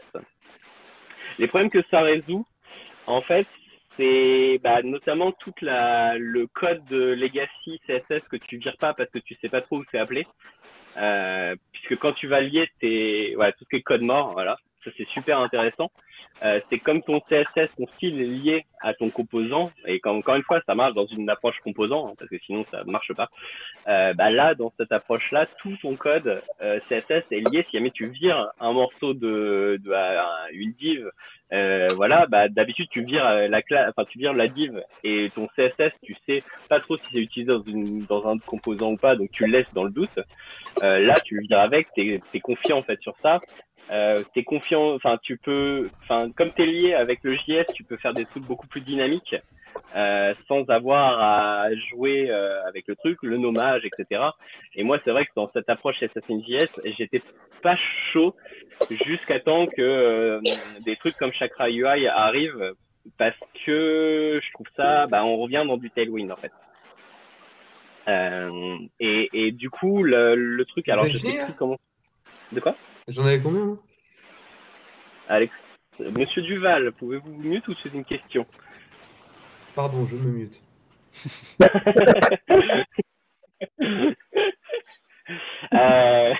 Non, moi que ce soit une question, mais j'ai pas compris du coup. Ouais. Du coup, Style Component, en fait, je trouve ça trop bas niveau parce que ça vient pas avec les tokens, etc. Et c'est très verbeux. Pas de souci. En fait, Style Component, globalement, alors là, c'est du CSS.js, hein, donc là, je pense qu'on part encore plus loin, mais du coup, ça va être des choses comme ça. Sauf que là, le problème, c'est que si jamais je veux mettre une variable, donc c'est du template littéral, du coup, je peux aller chercher mon thème .colors, .brand, .500 par exemple. Et du coup, là, bon, là, ça marche pas parce que la variable n'existe pas, évidemment, mais je vais aller chercher. Sauf que ça, je trouve ça très verbeux, et ça peut être très long à faire, et je trouve ça, au final, assez dur à lire. Mais ça, voilà, ça, j'aime pas trop parce qu'au final, on écrit du CSS, mais pas vraiment du CSS, et on se retrouve avec des trucs comme ça. Et je suis pas trop fan. Là où une approche, alors derrière Chakra UI, il y a d'autres maintenant d'autres librairies qui le proposent. Et je sais plus, SX, ça vient de Emotion. Du coup, Emotion a l'air d'être un petit peu mieux sur cette. Mais non, waouh. Ouais, j'étais un peu chaud sur le SX Emotion. Et du coup, voilà, qui va faire. Là, on va avoir des choses comme ça qui vont se rapprocher de Chakra UI. Et du coup, en fait, ce qui est intéressant, c'est que dans Color, là, Primary, ça vient du thème, en fait. C'est pas une couleur, il n'y a pas de couleur qui s'appelle Primary en HTML. Du coup, c'est une couleur qui vient du thème. Du coup, on va jouer comme avec Chakra, avec un thème. Et du coup, ça s'appelle Theme UI, le truc. Et ça, c'est intéressant. J'ai jamais testé, mais on se rapproche un peu et cette partie-là est intéressante en fait, je trouve. Voilà, parce qu'on joue avec un thème et on vient mettre des choses comme ça. Donc cette partie-là, moi je la trouve intéressante. Après, je sais que Style Component, je sais il paraît que c'est bien, mais moi faisant du CSS depuis très longtemps, du coup j'ai toujours été un peu rebuté par l'approche très verbeuse et plus verbeuse que le CSS. Donc voilà. Et c'est vrai que maintenant avec ces approches un peu plus, quasiment on s'approche du CSS. CSS module. CSS module, le principe, c'est de lier un fichier CSS à un composant. Donc, de ne pas écrire le CSS directement dans le composant, mais de le mettre à côté. C'est pas trop mal, mais il y a encore cette histoire de nommage. Alors, le nommage est beaucoup plus restreint parce qu'en fait, en CSS module, globalement, l'idée, c'est de scoper c'est-à-dire que quand on met une classe bouton, en fait, derrière la génération, ça va mettre bouton et un nom du composant, et du coup, globalement, le CSS appliqué pour le composant bouton, il va être appliqué vraiment que sur le bouton et pas sur même s'il y a un bouton autre part, ça va pas s'appliquer.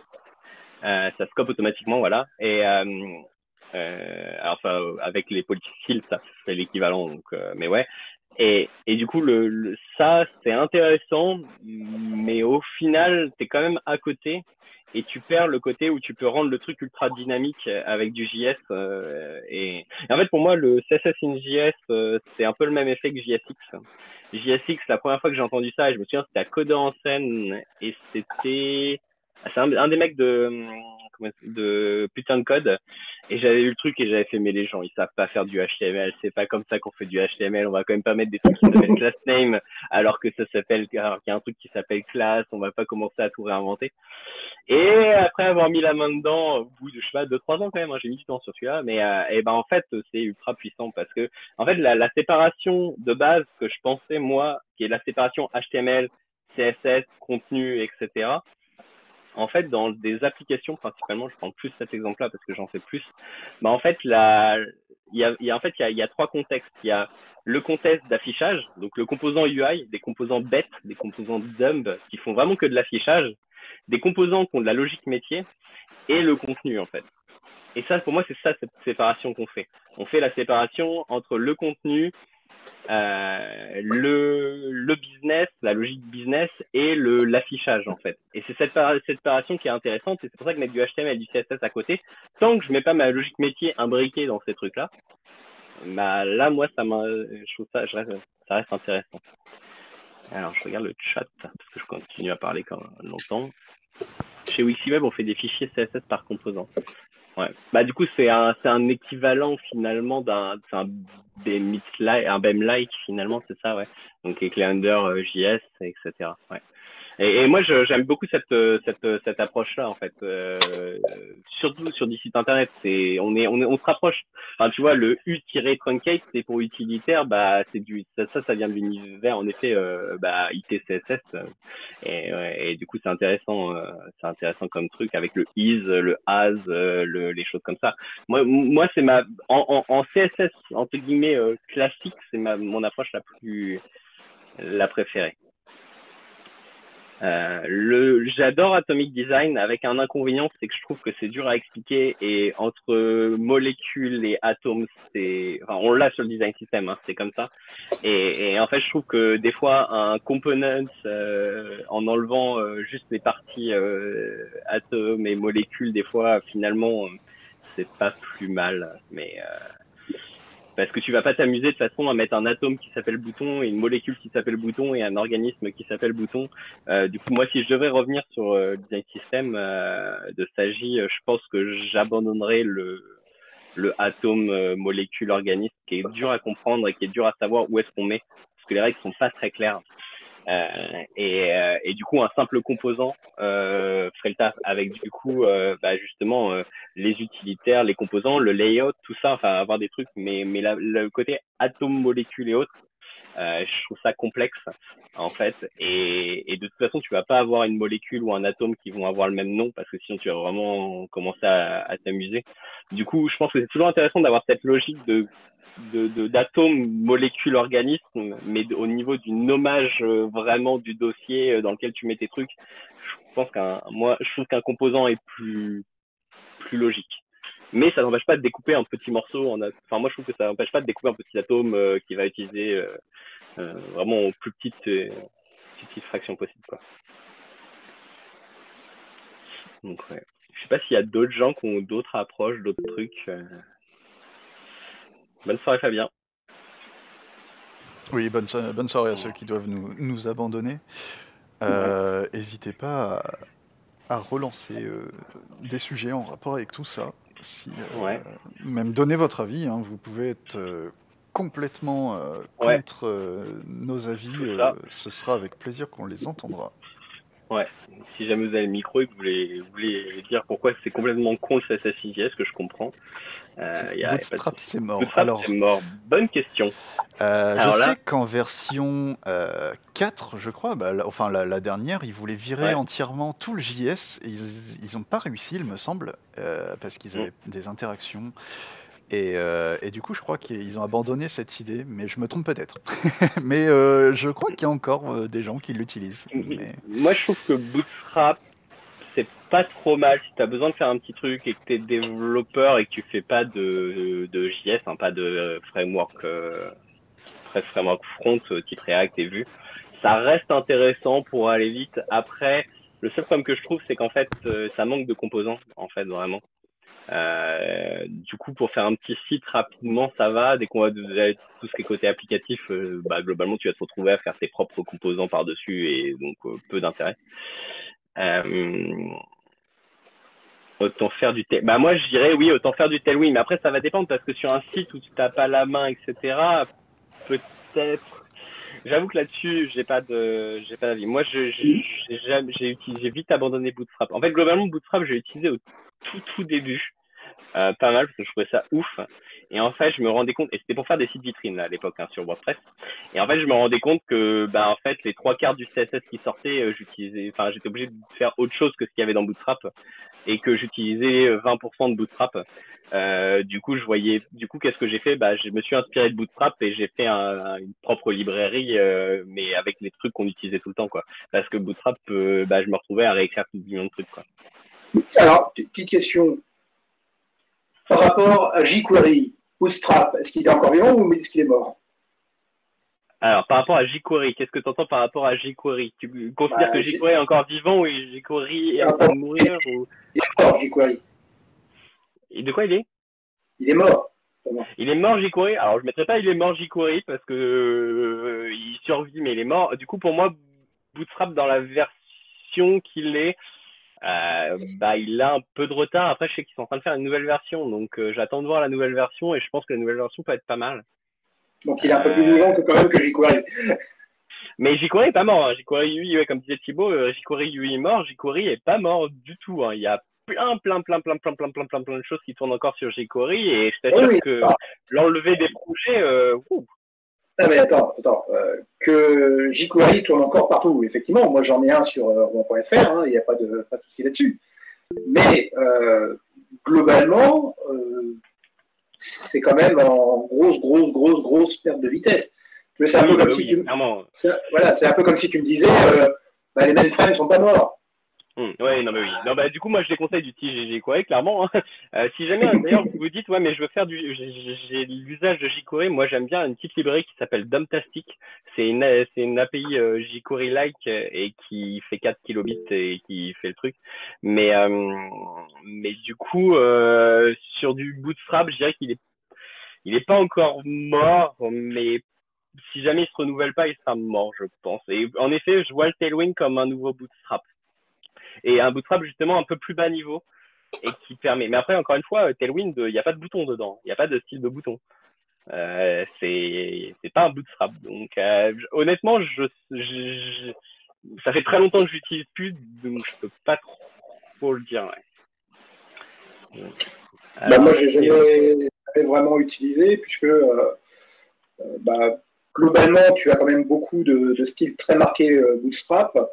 Et moi, à chaque fois, le graphiste voulait ses propres boutons, voulait ses propres machins. Alors, c'est là où je suis pas d'accord parce que Bootstrap peut être très... Pour moi, Bootstrap, faut l'utiliser en SCSS. si tu l'utilises pas en SCSS, c'est une mauvaise idée pour moi. Mais Bootstrap, tu peux l'utiliser en SCSS et tu as plein de variables en fait. Et tes boutons, tu peux mettre le style exactement ce que tu veux en changeant tous les styles des boutons, qui va te faire le bouton actif, le bouton. Ouais, je prends l'exemple des boutons, désolé parce que c'est le truc le plus parlant. Hein, avec les subtilités aussi, justement du actif, du focus, du disable, etc. Qui au premier abord, on arrive, on a juste à override et en fait juste le background du bouton, sauf qu'en fait c'est plus subtil que ça.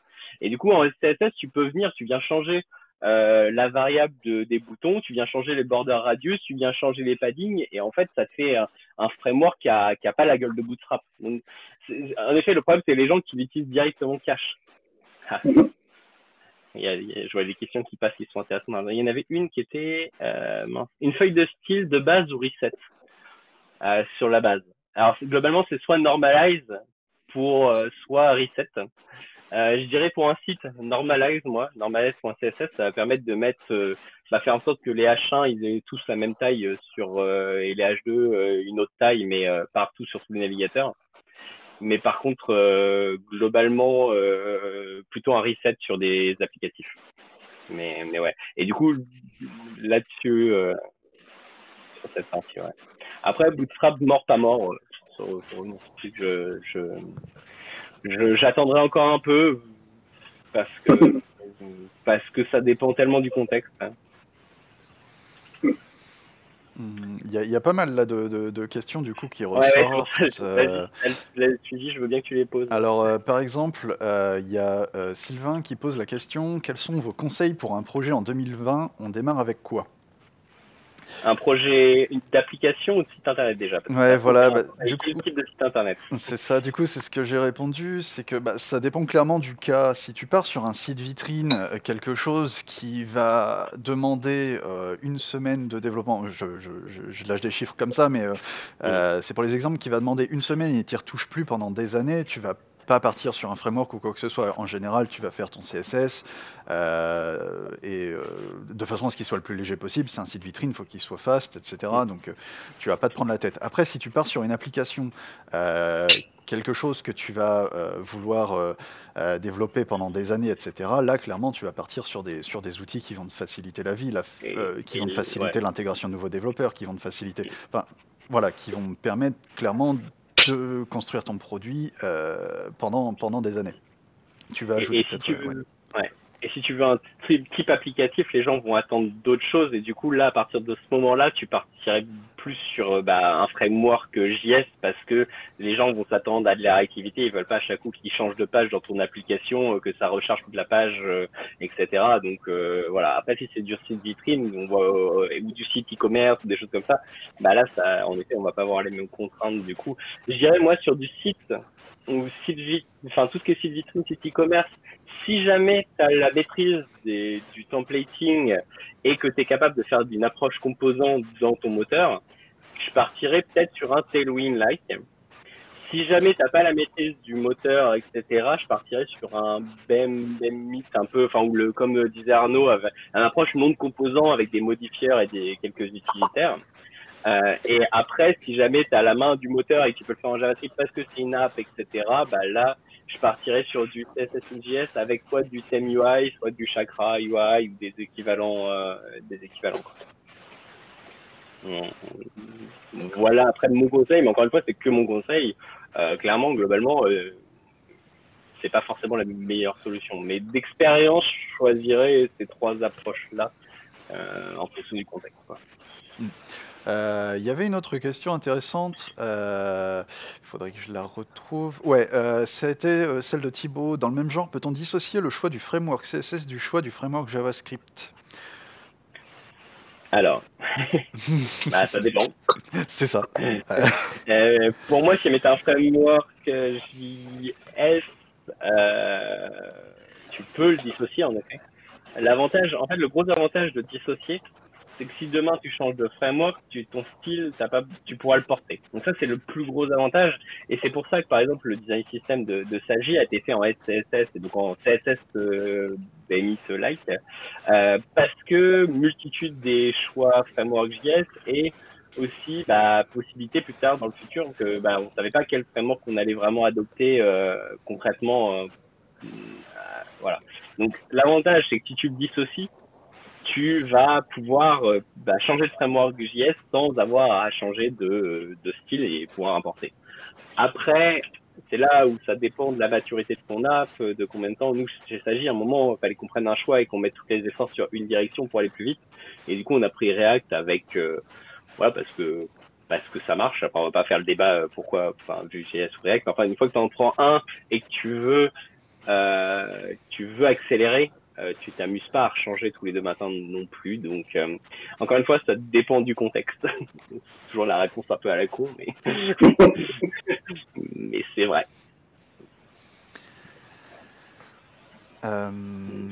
Est-ce qu'il y avait... Et du coup, sinon, je partirais sur du post-CSS, je pense, ou du SCSS, si jamais j'ai pas envie de travailler d'autres expérimentales, si jamais je fais du BEM ou du MEMIT. Mais je ferai une étape de compilation quand même, au moins avec du post-CSS, qui vient mettre de l'autopréfixeur. Est-ce que j'ai pas parlé de ça, mais autopréfixeur, pour ceux qui connaissent pas, c'est un utilitaire qui vient mettre tous les -webkit, -moz, etc. Sur les fonctionnalités et qu'il fait intelligemment. Donc, quoi qu'il arrive, moi, si j'écris du CSS, même du CSS pur, entre guillemets, sans aucun truc, je vais forcément mettre une étape de post CSS pour au moins omettre autopréfixeur. Donc, de toute façon, j'aurai une étape de build, finalement. Donc, maintenant que j'ai post CSS, bah, à la limite, je mettrai quelques, most prefixation. Alors, ça va dépendre tellement de cas, en fait. Si jamais tu prends du CSS grid, etc., globalement, tu veux de l'autopréfixeur. Tu veux pas t'amuser à connaître les quatre syntaxes qui sont passées sur Edge et machin et tout. Donc, du coup, quoi qu'il arrive, si j'écris du CSS, j'aurai une étape de post CSS. Vu qu'il n'y a plus que des WebKit, oui, enfin, il n'y a plus que du WebKit. On touche pas à mon Firefox, hein, il n'y a plus que du WebKit. Non, faut pas laisser le web crever avec que du WebKit.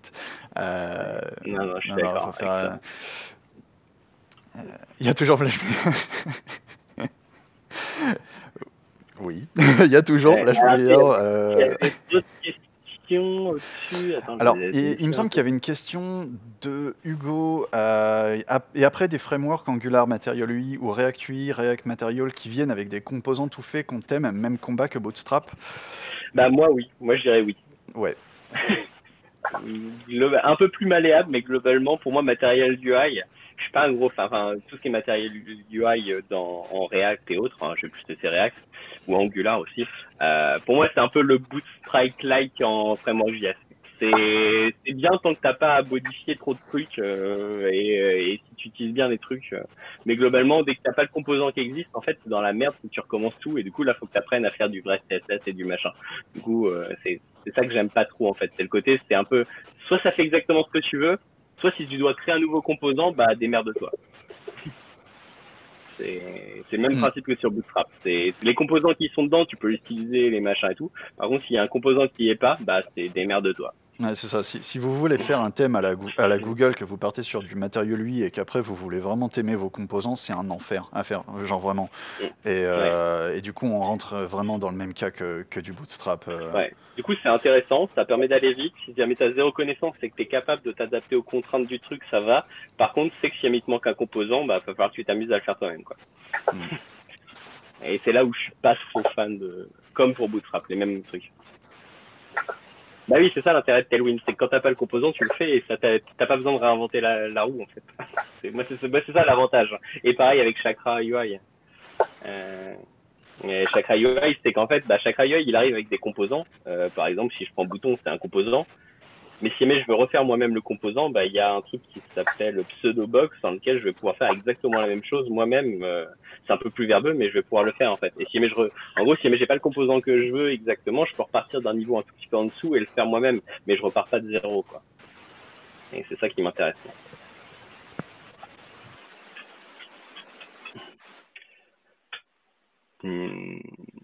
Après, il y avait une autre question, c'était sur les grids. Qu'est-ce qu'on fait en grid? Ouais, franchement, grid layout, ça commence à devenir vraiment utilisable partout et ça reste une bonne chose. Après, il faut voir la compatibilité qu'on cherche, mais pour faire du grid layout marche très bien. Ouais. Et c'est là où du grid layout et du CSS InJS, enfin, ou de l'approche Tailwind-like composant, en fait, quand on prend du Bootstrap, on va avoir des rows, des rows, des calls, et on va mettre nos modifiers. Bah, en fait, là, on fait juste le même principe que si on venait mettre display grid et puis nos modifiers, en fait. Donc c'est là où c'est intéressant parce que ton affichage va dépendre de ton HTML quand même un peu. Donc grid, moi je dirais. Et enfin après ça dépend pour quoi, mais Flex fait très bien le boulot dans plein de trucs, mais pour faire une vraie grid avec des gutters, donc des petits gaps, c'est l'idéal, c'est le layout. Puis Grid a aussi la particularité de pouvoir réordonner complètement les éléments qui se trouvent dedans. Ouais. Et ça, c'est très balèze. Et tu peux faire des trucs assez stylés. Et en même temps, enfin, ce qu'il faut vraiment voir, c'est que souvent, en fait, quand on montre les exemples de grid CSS, c'est des trucs ultra compliqués pour faire des trucs ultra chiadés, ultra tirés par les cheveux. Et en fait, en en 2 lignes de CSS, tu peux faire une vraie grid à la Bootstrap. En gros, je veux 3 colonnes avec des gaps de 1 REM, par exemple. Et du coup, c'est ça, moi, c'est ce que j'aime bien, parce que les gens qui disent, ouais, mais grid, c'est compliqué. En fait, oui, tu peux faire des trucs compliqués, mais ça reste très simple, en fait. La spec reste simple quand tu commences à pas trop regarder les trucs de partout. Après, voilà, c'est un truc qui s'apprend. Mais ouais, moi, je trouve ça bien.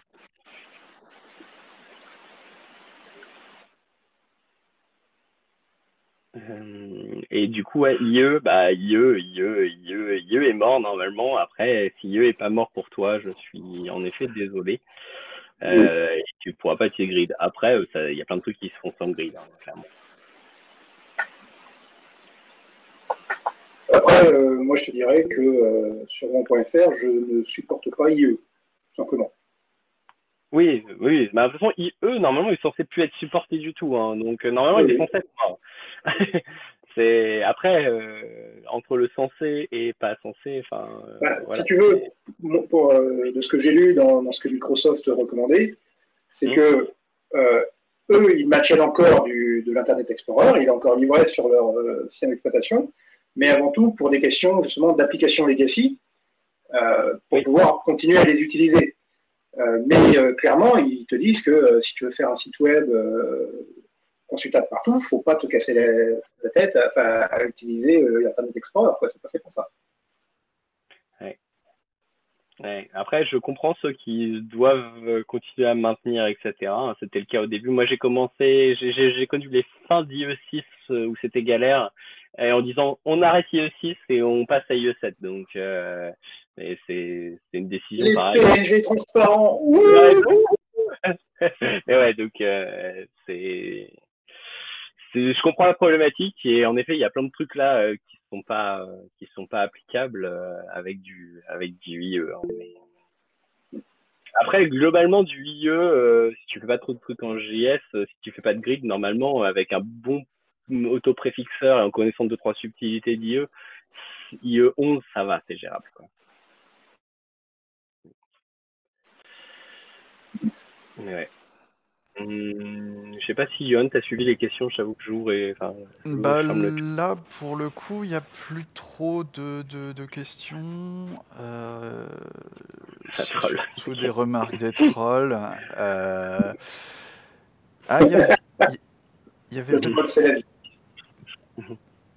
Il y avait peut-être la question de Arnaud, je sais pas si c'était une vraie question. Ou...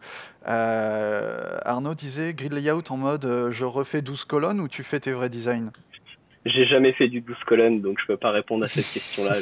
J'ai toujours trouvé ça débile, le 12 colonnes, donc je ne répondrai pas à cette question-là. Il y a peut-être des gens qui le font. Moi, j'ai jamais compris ce concept de diviser son truc en 12. C'est pour ça que j'ai horreur de la grille de Bootstrap, parce que quand tu dois avoir 5 colonnes, t'es niqué, quoi. Donc, j'ai jamais compris, j'ai jamais aimé les grilles de 12 colonnes. Donc, peut-être qu'il y a des gens... Mais ouais, pour moi, non, je refais pas du grid 12 colonnes, parce que j'en ai jamais fait. Moi non plus. Ouais, je vois pas l'intérêt du 12 colonnes. J'ai jamais compris cette. Franchement, et honnêtement, j'aimerais bien que quelqu'un m'explique l'intérêt, parce que il y a tellement de monde qui l'utilise, c'est que ça doit avoir un vrai intérêt, quoi. Mais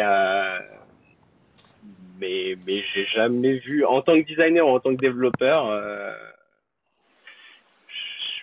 Je sais pas. Je sais pas. Ouais, peut-être, mais ouais, mais à part le côté tendance, justement, mais je sais qu'il y a plein de gens qui, même dans leur maquette Photoshop à l'époque, mettaient le 12 colonnes, le machin. Oui, du coup, c'est mort pour 5, oui. Oui. T'es niqué, quoi. Et même 7, ça marche pas, enfin. Du coup, t'arrives dans des trucs où en mode, bah, ouais, mais là, entre les deux, il faut un truc, quoi. Ouais. Donc, 12, c'est facilement divisible. Bah, en l'occurrence, pas par 5.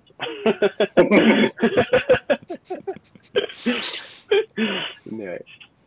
2013, on aurait eu 13 colonnes. Ok, c'est le Kubernetes de l'époque. Ouais, putain, ça perd. Ouais, ça commence à bien troll, je crois qu'on arrive sur la fin. Mais ouais. Moi, je pense qu'on peut conclure là. Déjà, enfin, peut-être dans le chat ou autre, est-ce que le format vous a plu ou pas? Enfin, moi Ouais, qui parle beaucoup. dites-nous ce que vous en pensez. Parfait. Bon, bah voilà, impeccable. Bon, bah, alors, on ne fera pas. Arnaud plus rapide que moi. J'espère que ceux qui disent non ne sont pas sponsors parce que du coup. Ah merde. Parce que là, du coup, on va pas en faire avant un moment, sinon. Oui, question intéressante de Thibaut. On a combien de non-rouennais? Qui est non-rouennais ici? Quelle communauté on a réussi à toucher ce soir? Étienne, ça compte pas. Étienne, il est à Marseille, là, mais. Bah, Anthony, on te connaît, mais ouais, non, pour le coup, ça compte. Moi, je respire pas le Lubrizol, ok. Ok. Du coup, 40 km au nord ou au sud, ça dépend pour Lubrizol. Ouais, Lubrizol, t'étais Ah, où? bah, Lubrizol. Ah, bon, bah, dommage. Lubrizol, du coup, ça ne compte pas.